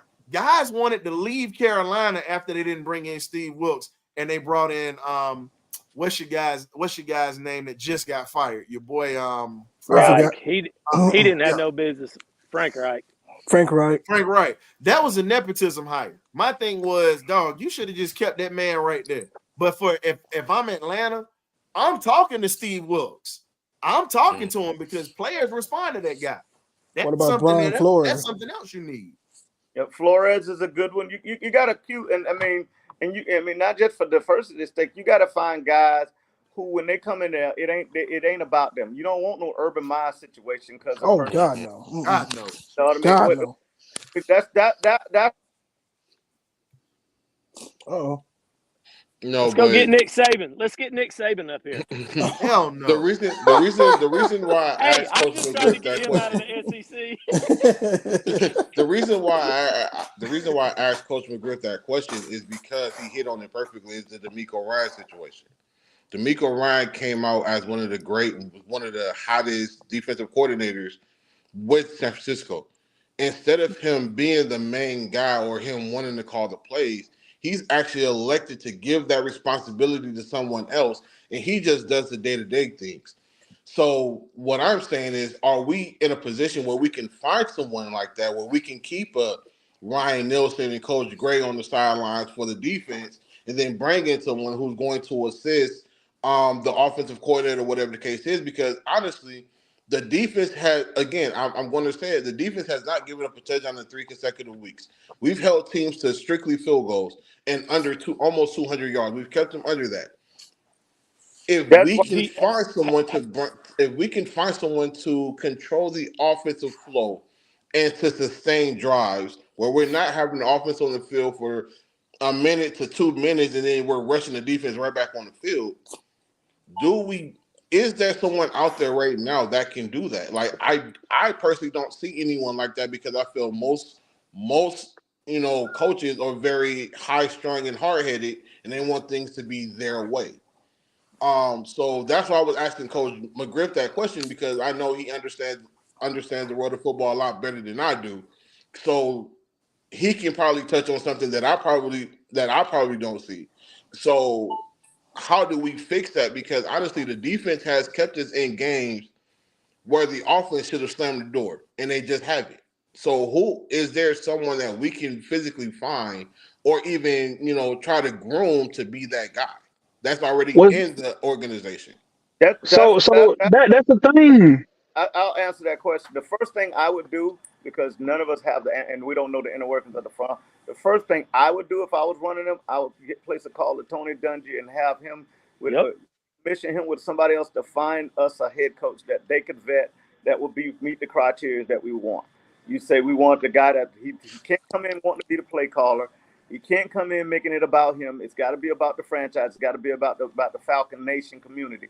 If you can find those guys and see if those guys will work with the guys who are already in house, similar to what the Jaguars did. People thought Peterson and what's his name wasn't going to work together, because the rumor was that it was I forgot his name, our GM's fault.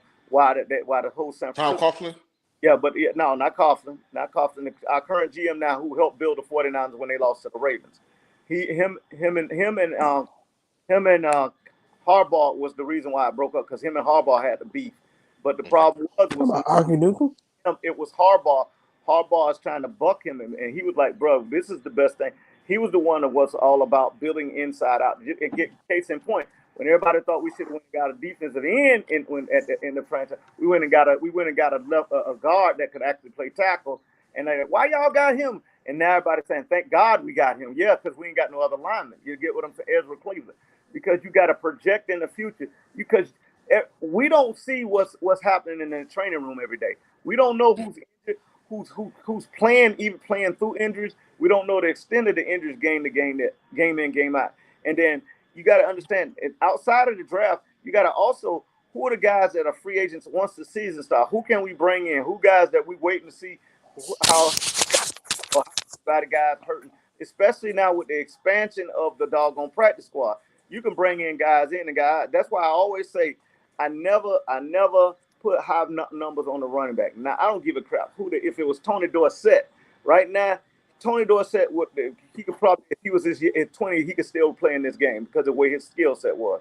But the thing about it is, you can find those guys on the street. There's plenty of guys that are small that can run fast. There are plenty of guys that can catch.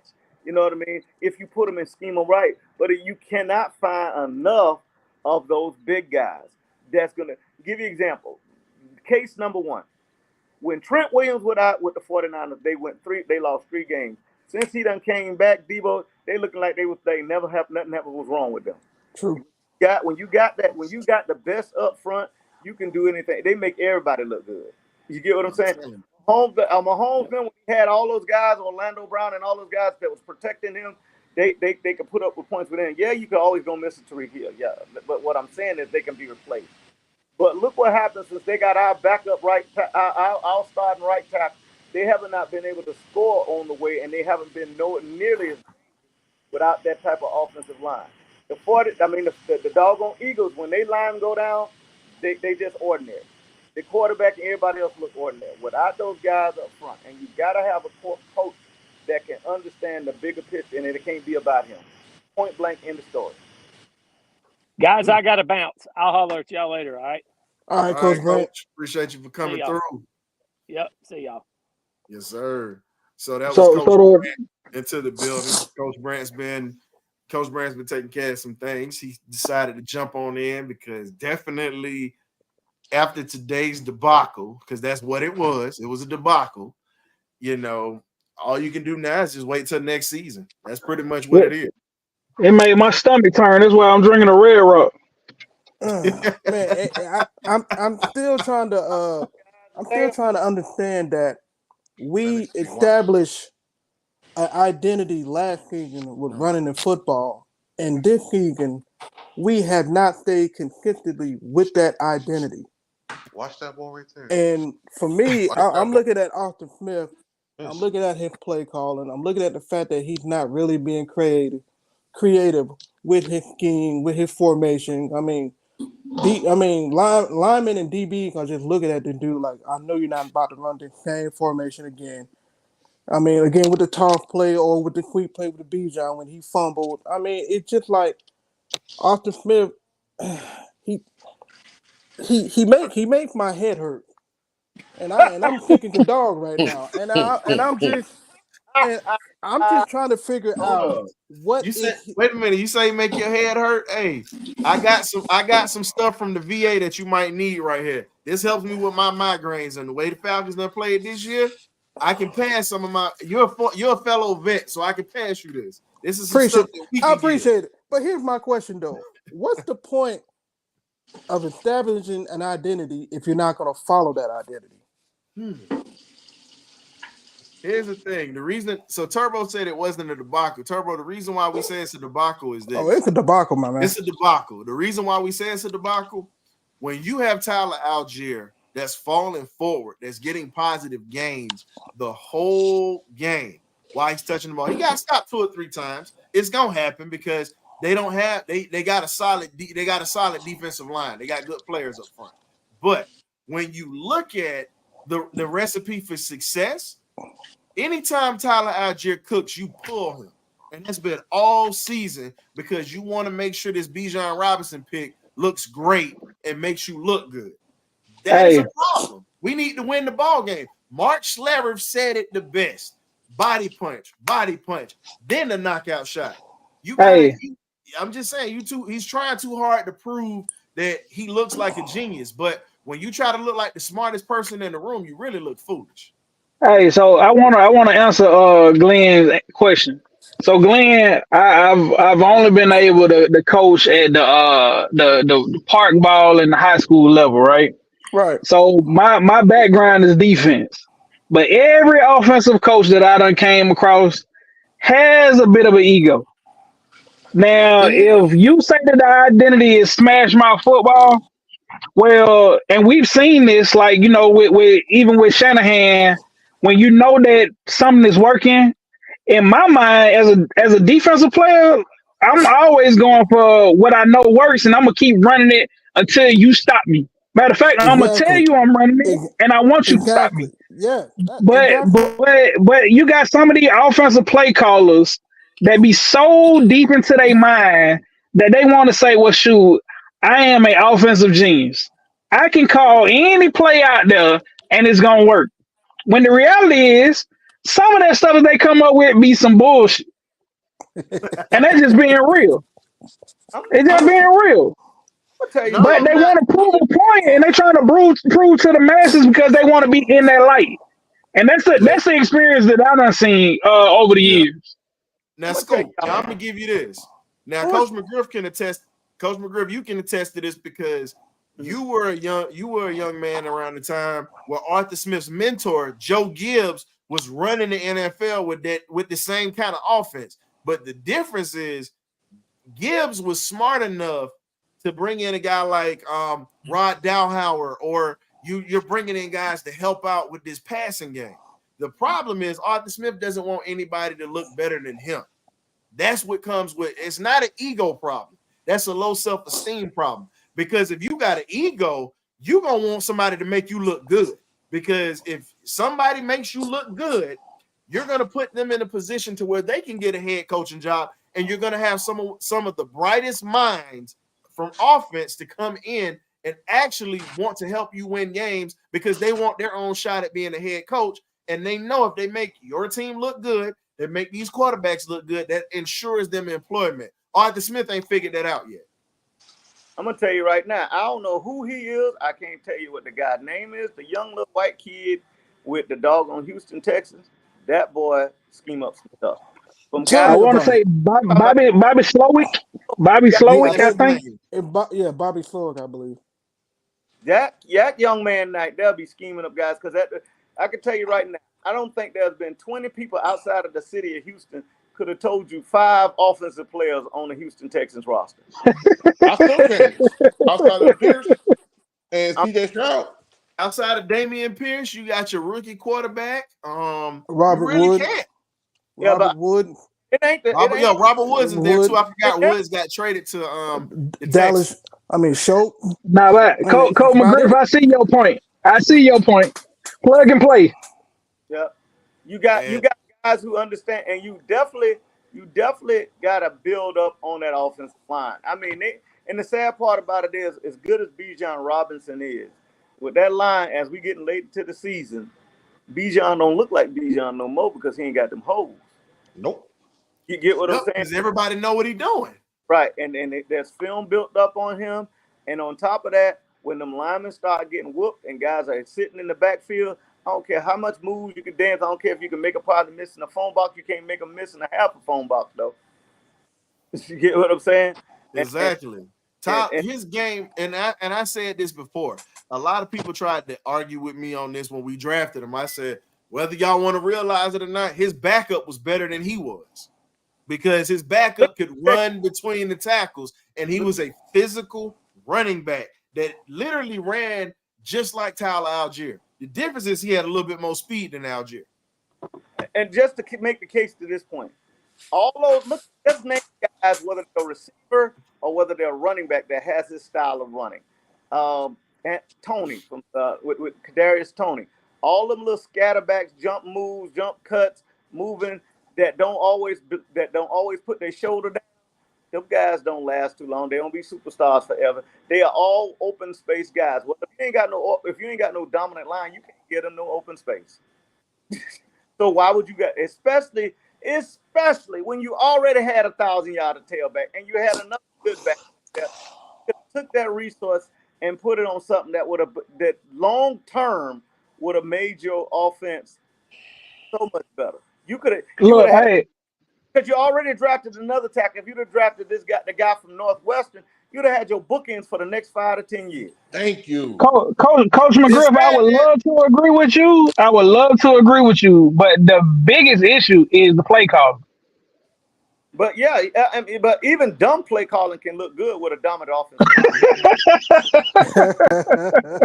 line. You ever heard the term "the players make you right"?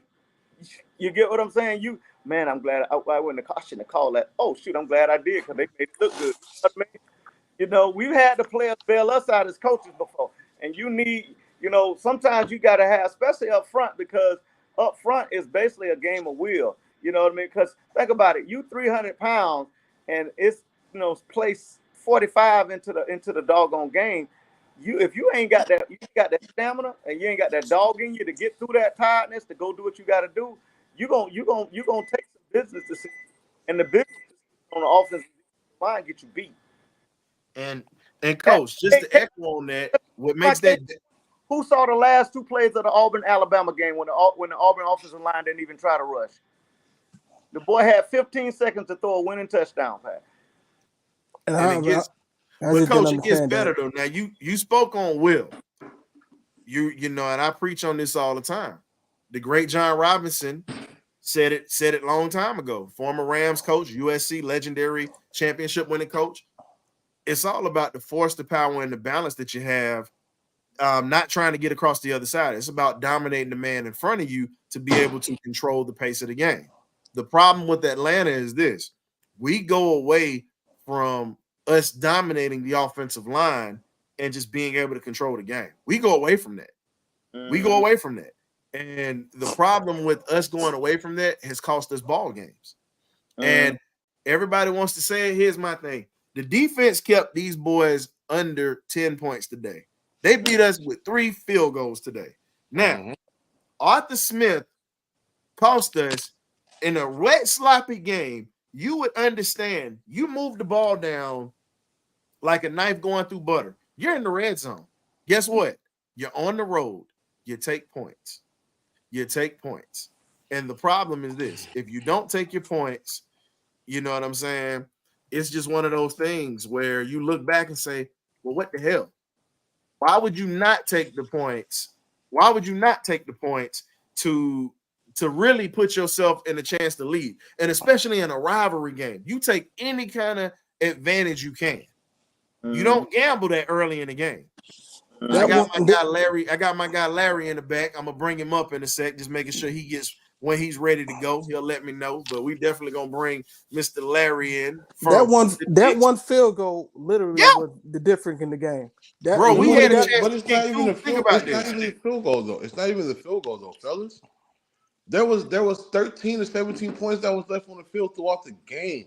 Based on play calling and the 2 turnovers is what hurt us the most. It's not even the points. We was in position to score on multiple occasions, bro. We can't be giving up the ball when we in the red zone. You cannot give up the ball. But Cam, outside of the interception that he threw in the first quarter, you're on the road. The conditions are crappy. Everybody knows this. Your running game and your defense travels with you. You know this from being a head coach right now. Your running game and your defense always travels. When you have bad conditions like that, you stick to what you know. Atlanta is a running team. Yeah, we made some great throws. The pass to Jonnu Smith was amazing. But at the beginning of the game, to keep momentum going, you're on the road. It's not a hostile environment, but still, you don't want to give them jokers no kind of hope. You kick the field goal, you take the points early. No, it might not be a popular decision, but you see that decision-making and situational awareness is not Arthur Smith's strong suit. Because any other coach that had the left side of their brain working off of liquor, without liquor in their system, would have known, kick the damn ball. Take the points. Because you eventually scored, and it would have been 10, it would have been 10-6. They would have had to score a touchdown to win the ball game.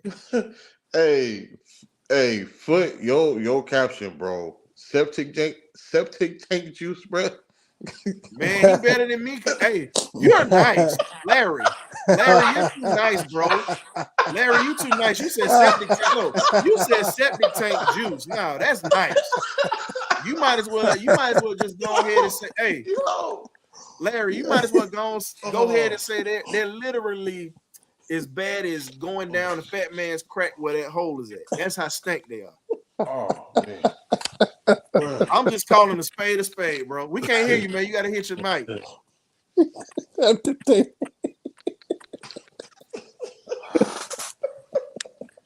It's the truth. No.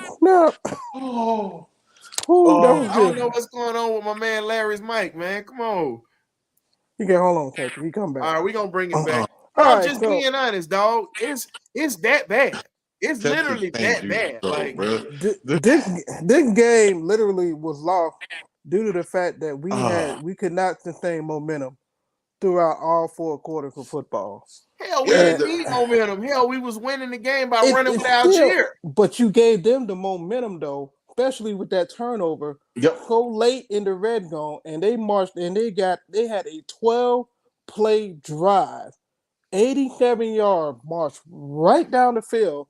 And iced the game with the field goal. Something that we should have did, and we didn't accomplish. But the one thing that we talked about on Thursday on the show, it needed to be a heavy dose of Tyler Algier and Cordell Patterson.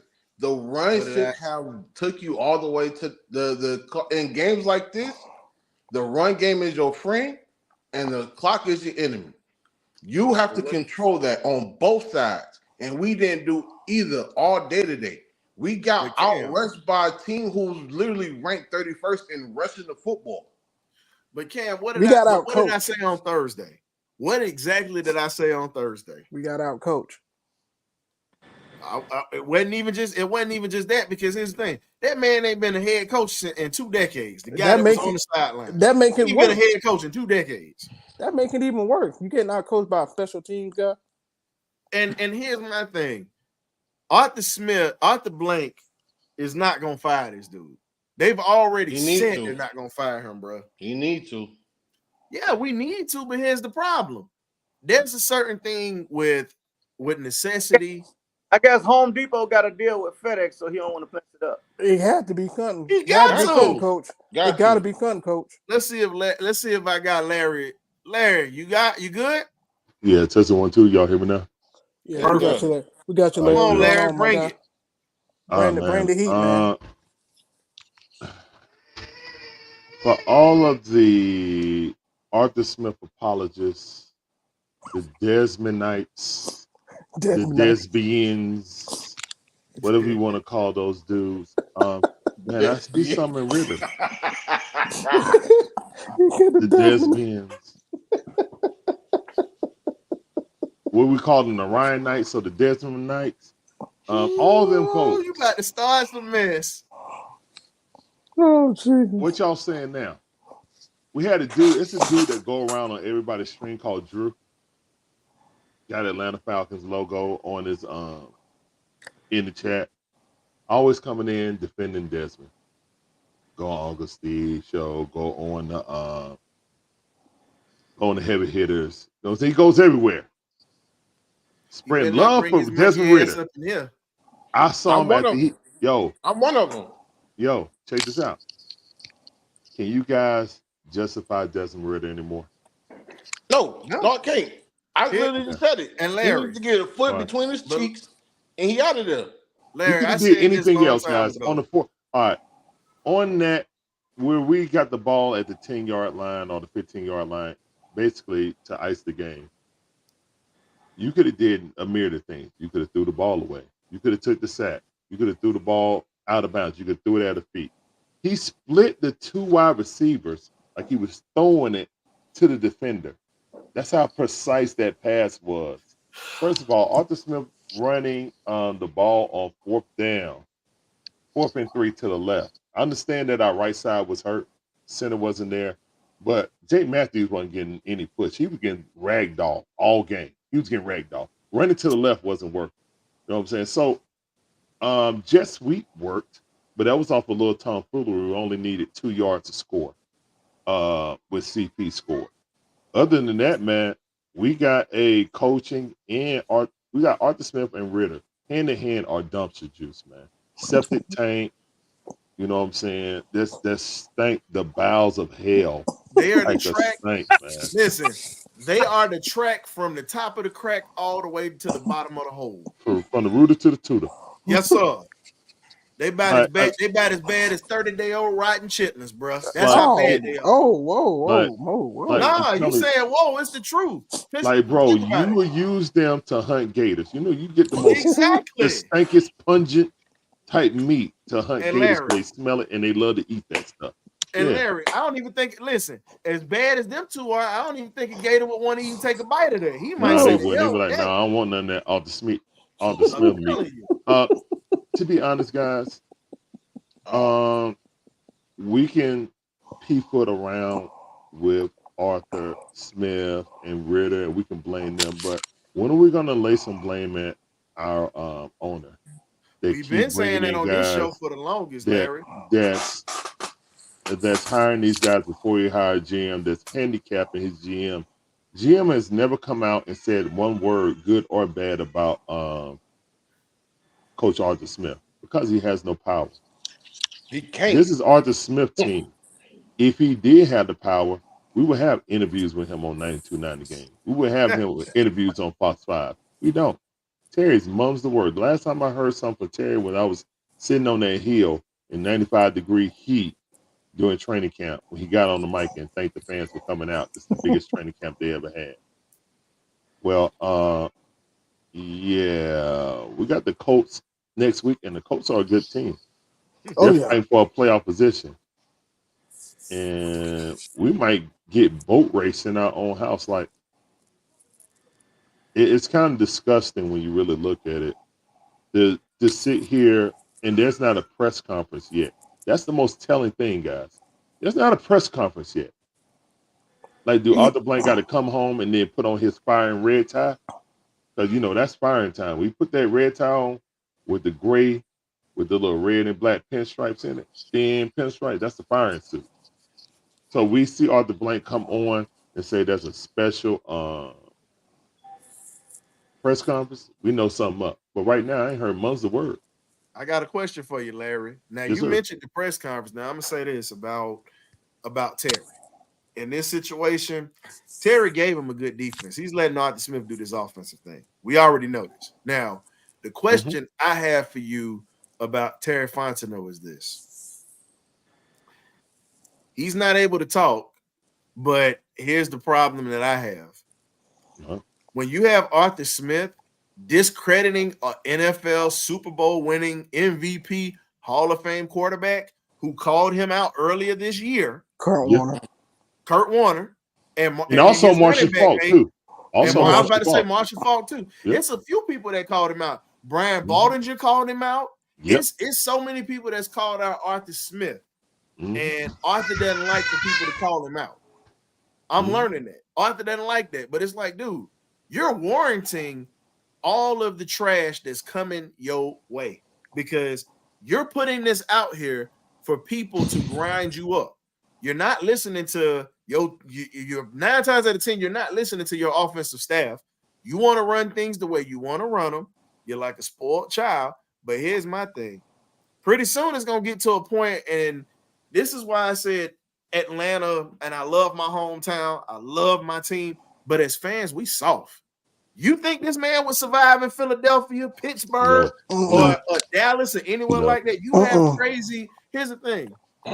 If Philly, like when Philly lost to Dallas, you do realize that they had to get an escort for that coach to come from the airport to get his car, right? Yeah, you got fans out there that up here that's just not wrapped too tight. They will do bodily harm to people. Now, I'm gonna say this like Terrence Mathis, it's a game.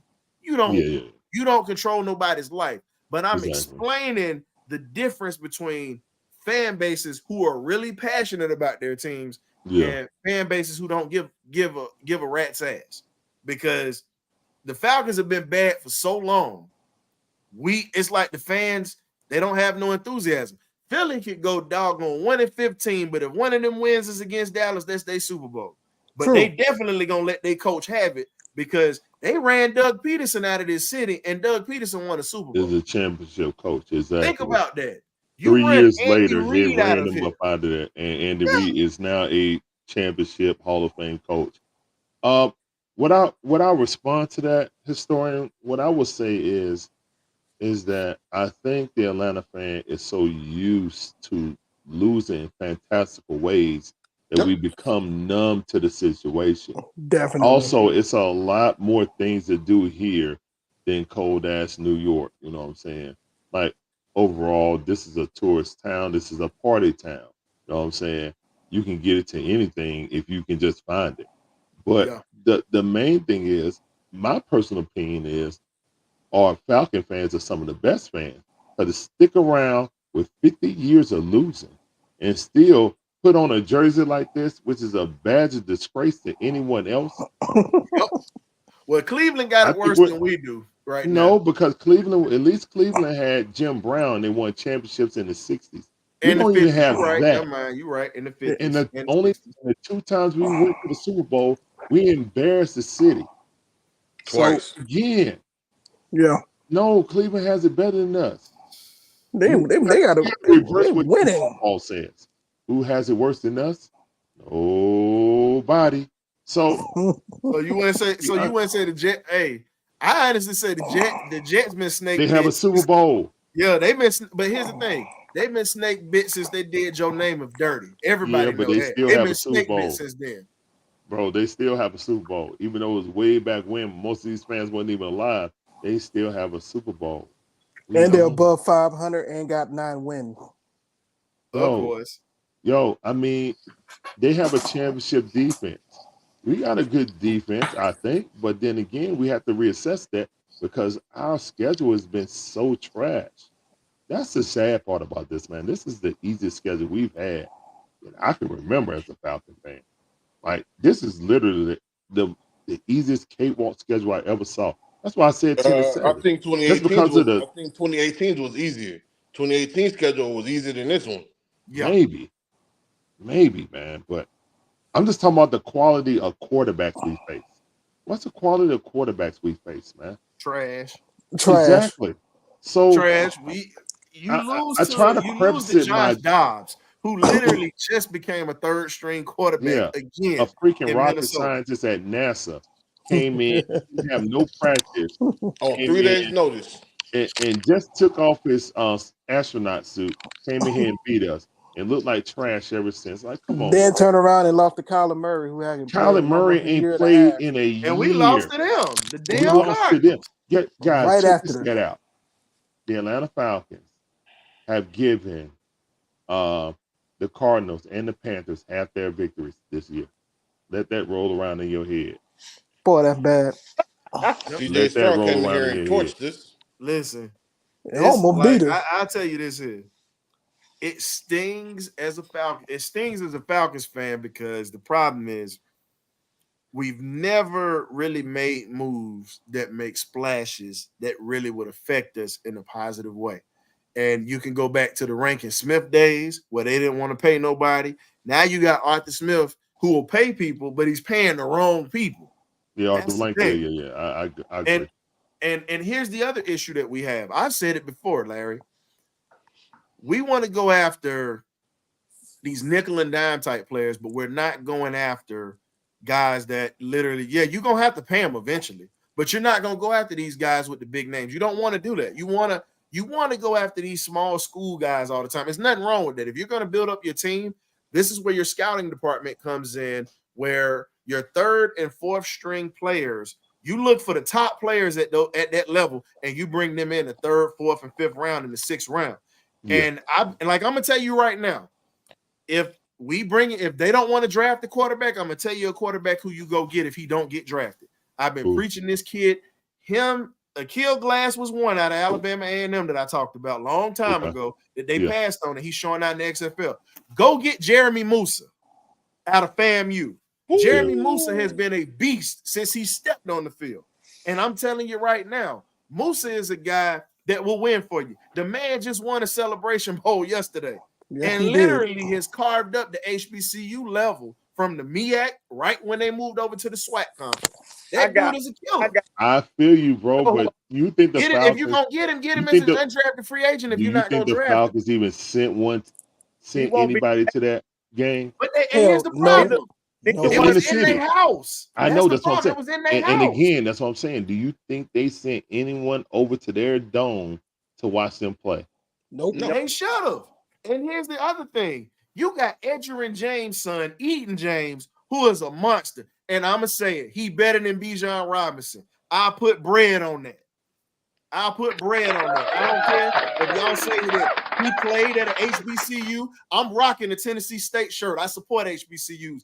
That dude could have started anywhere in the country, but he chose to go to an HBCU because he said, man, I can make it wherever. I don't need to go to a big school. I don't need my daddy's name. The two best running backs coming out of this draft that are better than Bijan Robinson, go get Frank Gore Jr. if you're going to get a running back, or go get Eden James when he comes out. Now, I got a question on the HBCU side. What's up? I don't really know much about the new head coach for South Carolina State. I was wondering about it because, we just picked him up, and I really didn't know nothing about him. I was hoping it was a good hire. But And remember, he's gonna be stepping. So the new coach that y'all have coming in or whatnot for football, his name is Chennis Berry. I don't really know much about Chennis Berry. Yeah, I don't know but about the way that they did Buddy Pugh, I think was dirty. If you ever look at the one knock I have on HBCUs, and I'm always gonna say this, is when you do your legends dirty. And I'm talking about these coaches that won championship. Every HBCU has done it. You go back to Grambling State, who did Eddie Robinson dirty. You go back to the school that I support and love with my heart, like I love them dogs, Southern University. They did Pete Richardson dirty. You go back to Winston-Salem State, North Carolina A&T, and Central. They did Bill Hayes, who we had on our show, dirty. So they have a tendency of, if the game passes their legendary coaches by, they just shove them out of the door with no respect at all. You think if Alabama has a losing season, you think they're gonna trash Nick Saban leaving after he's won multiple championships? They're not. Nope. Think about it. Buddy Not Pugh's at all. won multiple championships. Eddie Robinson won 9. So all I'm saying is, we don't Buddy do right won by our 3 coaches. or 4. I think Buddy won 3 or 4. Either way, Buddy man, that's Pugh, definitely. Buddy won 5. Buddy won 5. 5. My Pete bad. Richardson won 5. And then So- you got Joe Taylor, Dr. Joe Taylor, who we had on the show and did an interview with. He won 5 at Hampton University. So all then I'm they saying didn't even is, let him groom someone to do it. I don't like the whole situation, man. Exactly. That's why I was kind of wondering about the new coach. I saw the press conference. He was trying to win the press conference, but again, man, I feel some kind of way about it. You know what I'm saying? So yeah. All right. Back to the Falcons. Falcons.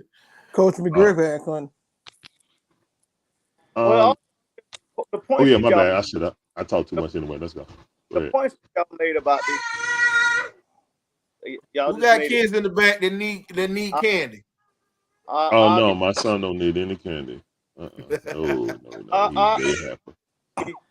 Obviously, why I say why you don't get running backs. You know, all these guys that are names that we're remembering and stuff like that can come in and play. You can find kind of like that Pacheco, go down like Pacheco that people didn't draft very highly, that end up being big contributors and don't have to be a first round pick.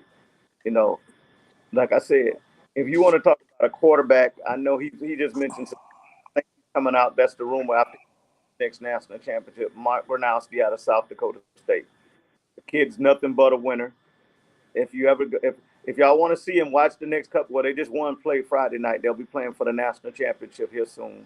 They haven't lost a game. This kid has lost 2 games in his entire college career, and one. Yep.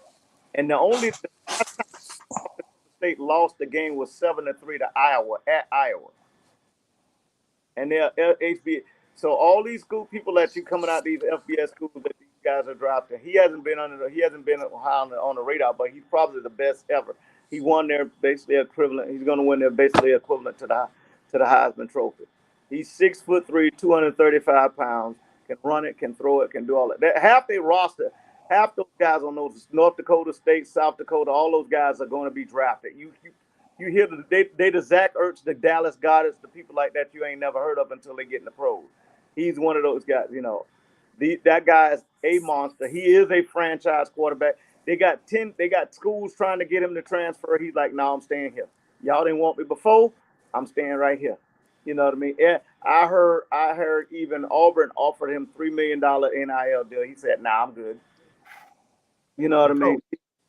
And I've been up to the campus. I know the people up there. The kid is just that good. I've seen it with my own eyes. They also, if you ever watch their game, they all about the run game in South Dakota State.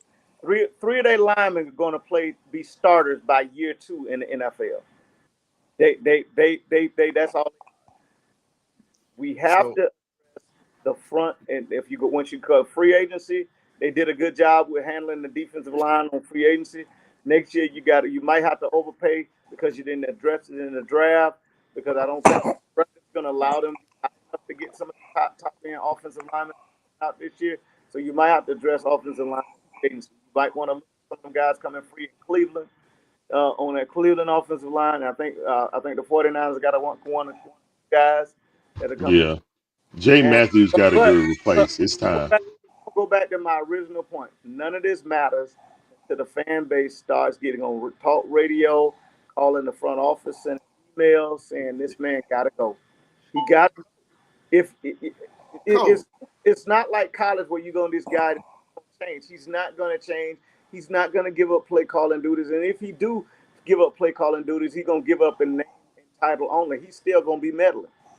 Yeah, he definitely gonna be meddling. He gonna have that play sheet like this. But coach, here's the other thing. Now you just mentioned this and whatnot. Mm-hmm. It don't matter if folks call Dukes and Bell on 92.9. You know what I'm saying? It doesn't matter if you get a whole outcry from the city, because here's the thing: they're not gonna trash that dude at all. They're not gonna trash him. if you ever listen to it, they literally coddle this man on that radio station. They coddle him. And here's the problem.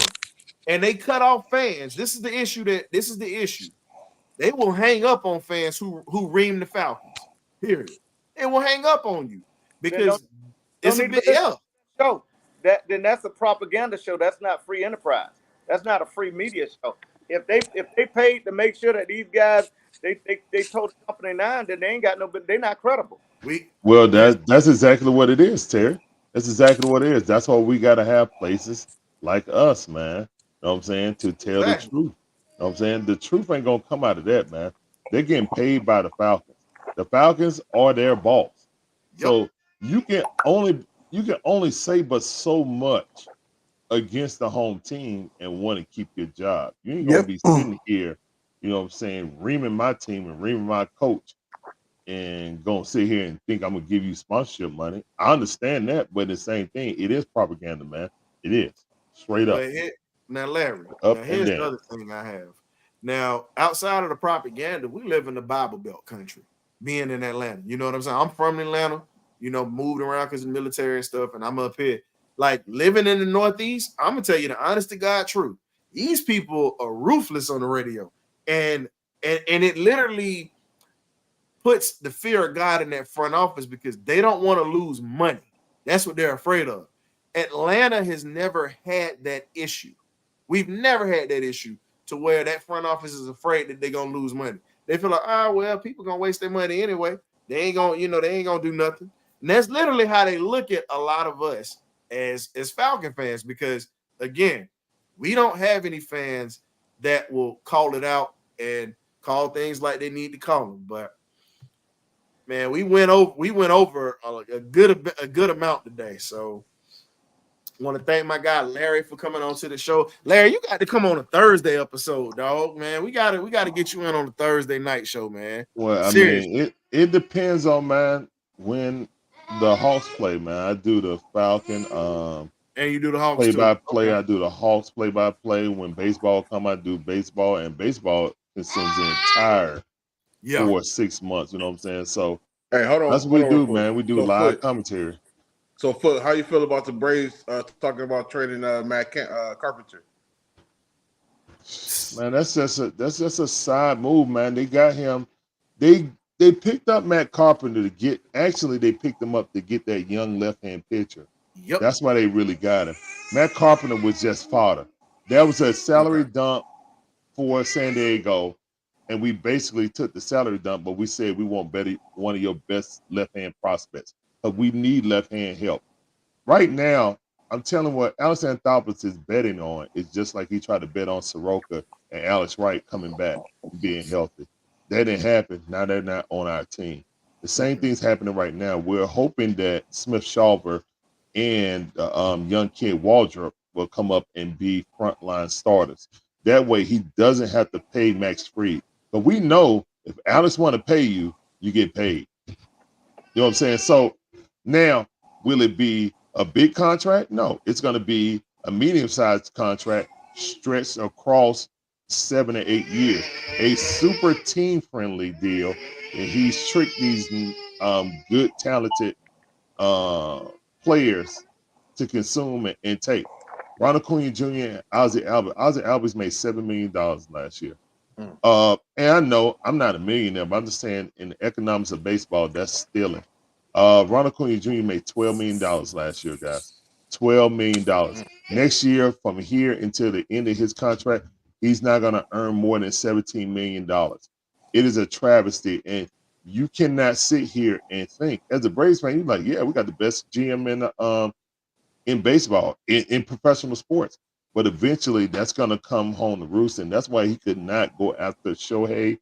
He couldn't really go after Blake Snell. Because once you break the Braves' way of paying people, it's done. It's done.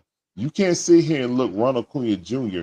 in the face and say, outside of Shohei Ohtani, who's basically a Japanese Babe Ruth, outside of him, he's the best player that got on this field since Barry Bonds.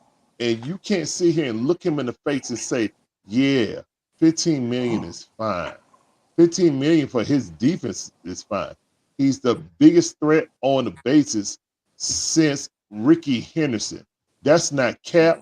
That's 100% facts. So, and then he got his power. And a lot of people like, oh, that was just a lucky year. People forget he was on that same path when he got hurt, when we won the championship 2 years ago. So Ronald Acuna is him. H-I-M, all capital letters. And they're going to need to pay him eventually. I don't know if they're going to give him a Shohei thing, Shohei / Bobby Bonilla deal. They got to do something. Well, I agree on that, but they got to do something, but we got to do something right now. We got to roll because we went over about an hour. Man. Thank you for coming on, Larry. We definitely appreciate you coming on Sundays with us. See, you happened to catch us right around the time we was about to get off. See, you do that. You got a habit of making us extend, but I'm all right with it, though. Love it. I mean, after the game, you know what I'm saying? I talk we know you got yours going too. I go get family food or go do pickups and stuff like that. So I saw y'all on, so I'm like, yeah, let me. We love it. Shoot. Hey, we love it. Wish you could bring us some food. Shoot, you said here, make Meals on Wheels on Sundays, dog. You got to do that for us one day. It's all good. So we want to thank everybody for coming through for the benediction. Unfortunately, we might as well go ahead and, hey, stranger things happen. Who's to say those other two teams don't lose out? We don't know. But man, let's talk about mock drafts. When y'all doing the mock draft? I'm with it. I'm about to We'll be doing a mock. We'll probably end up doing a mock draft like a little bit after the season, but we got some interviews that we're gonna be doing in the off season too. So definitely check us out with that one too. It's mock draft time. Yes, sir. Mock draft time, free agent time. We're gonna go after Kyler Murray. We're going after Kirk Cousins. I said on both of them, but these are the possibilities we're gonna have, man. Thank you for having me on, man. I appreciate you. Most definitely. We want to thank y'all for coming on. Check us out Thursday nights, 8 p.m. You know the place, you know the space. YouTube for those who haven't been on. Then if you're on Facebook, we definitely gonna keep pushing it. But if you got a YouTube account, get on, hit that like and subscribe button. Hey, it's the BirdCage. It's official. You either get right or you get left. We out. Peace.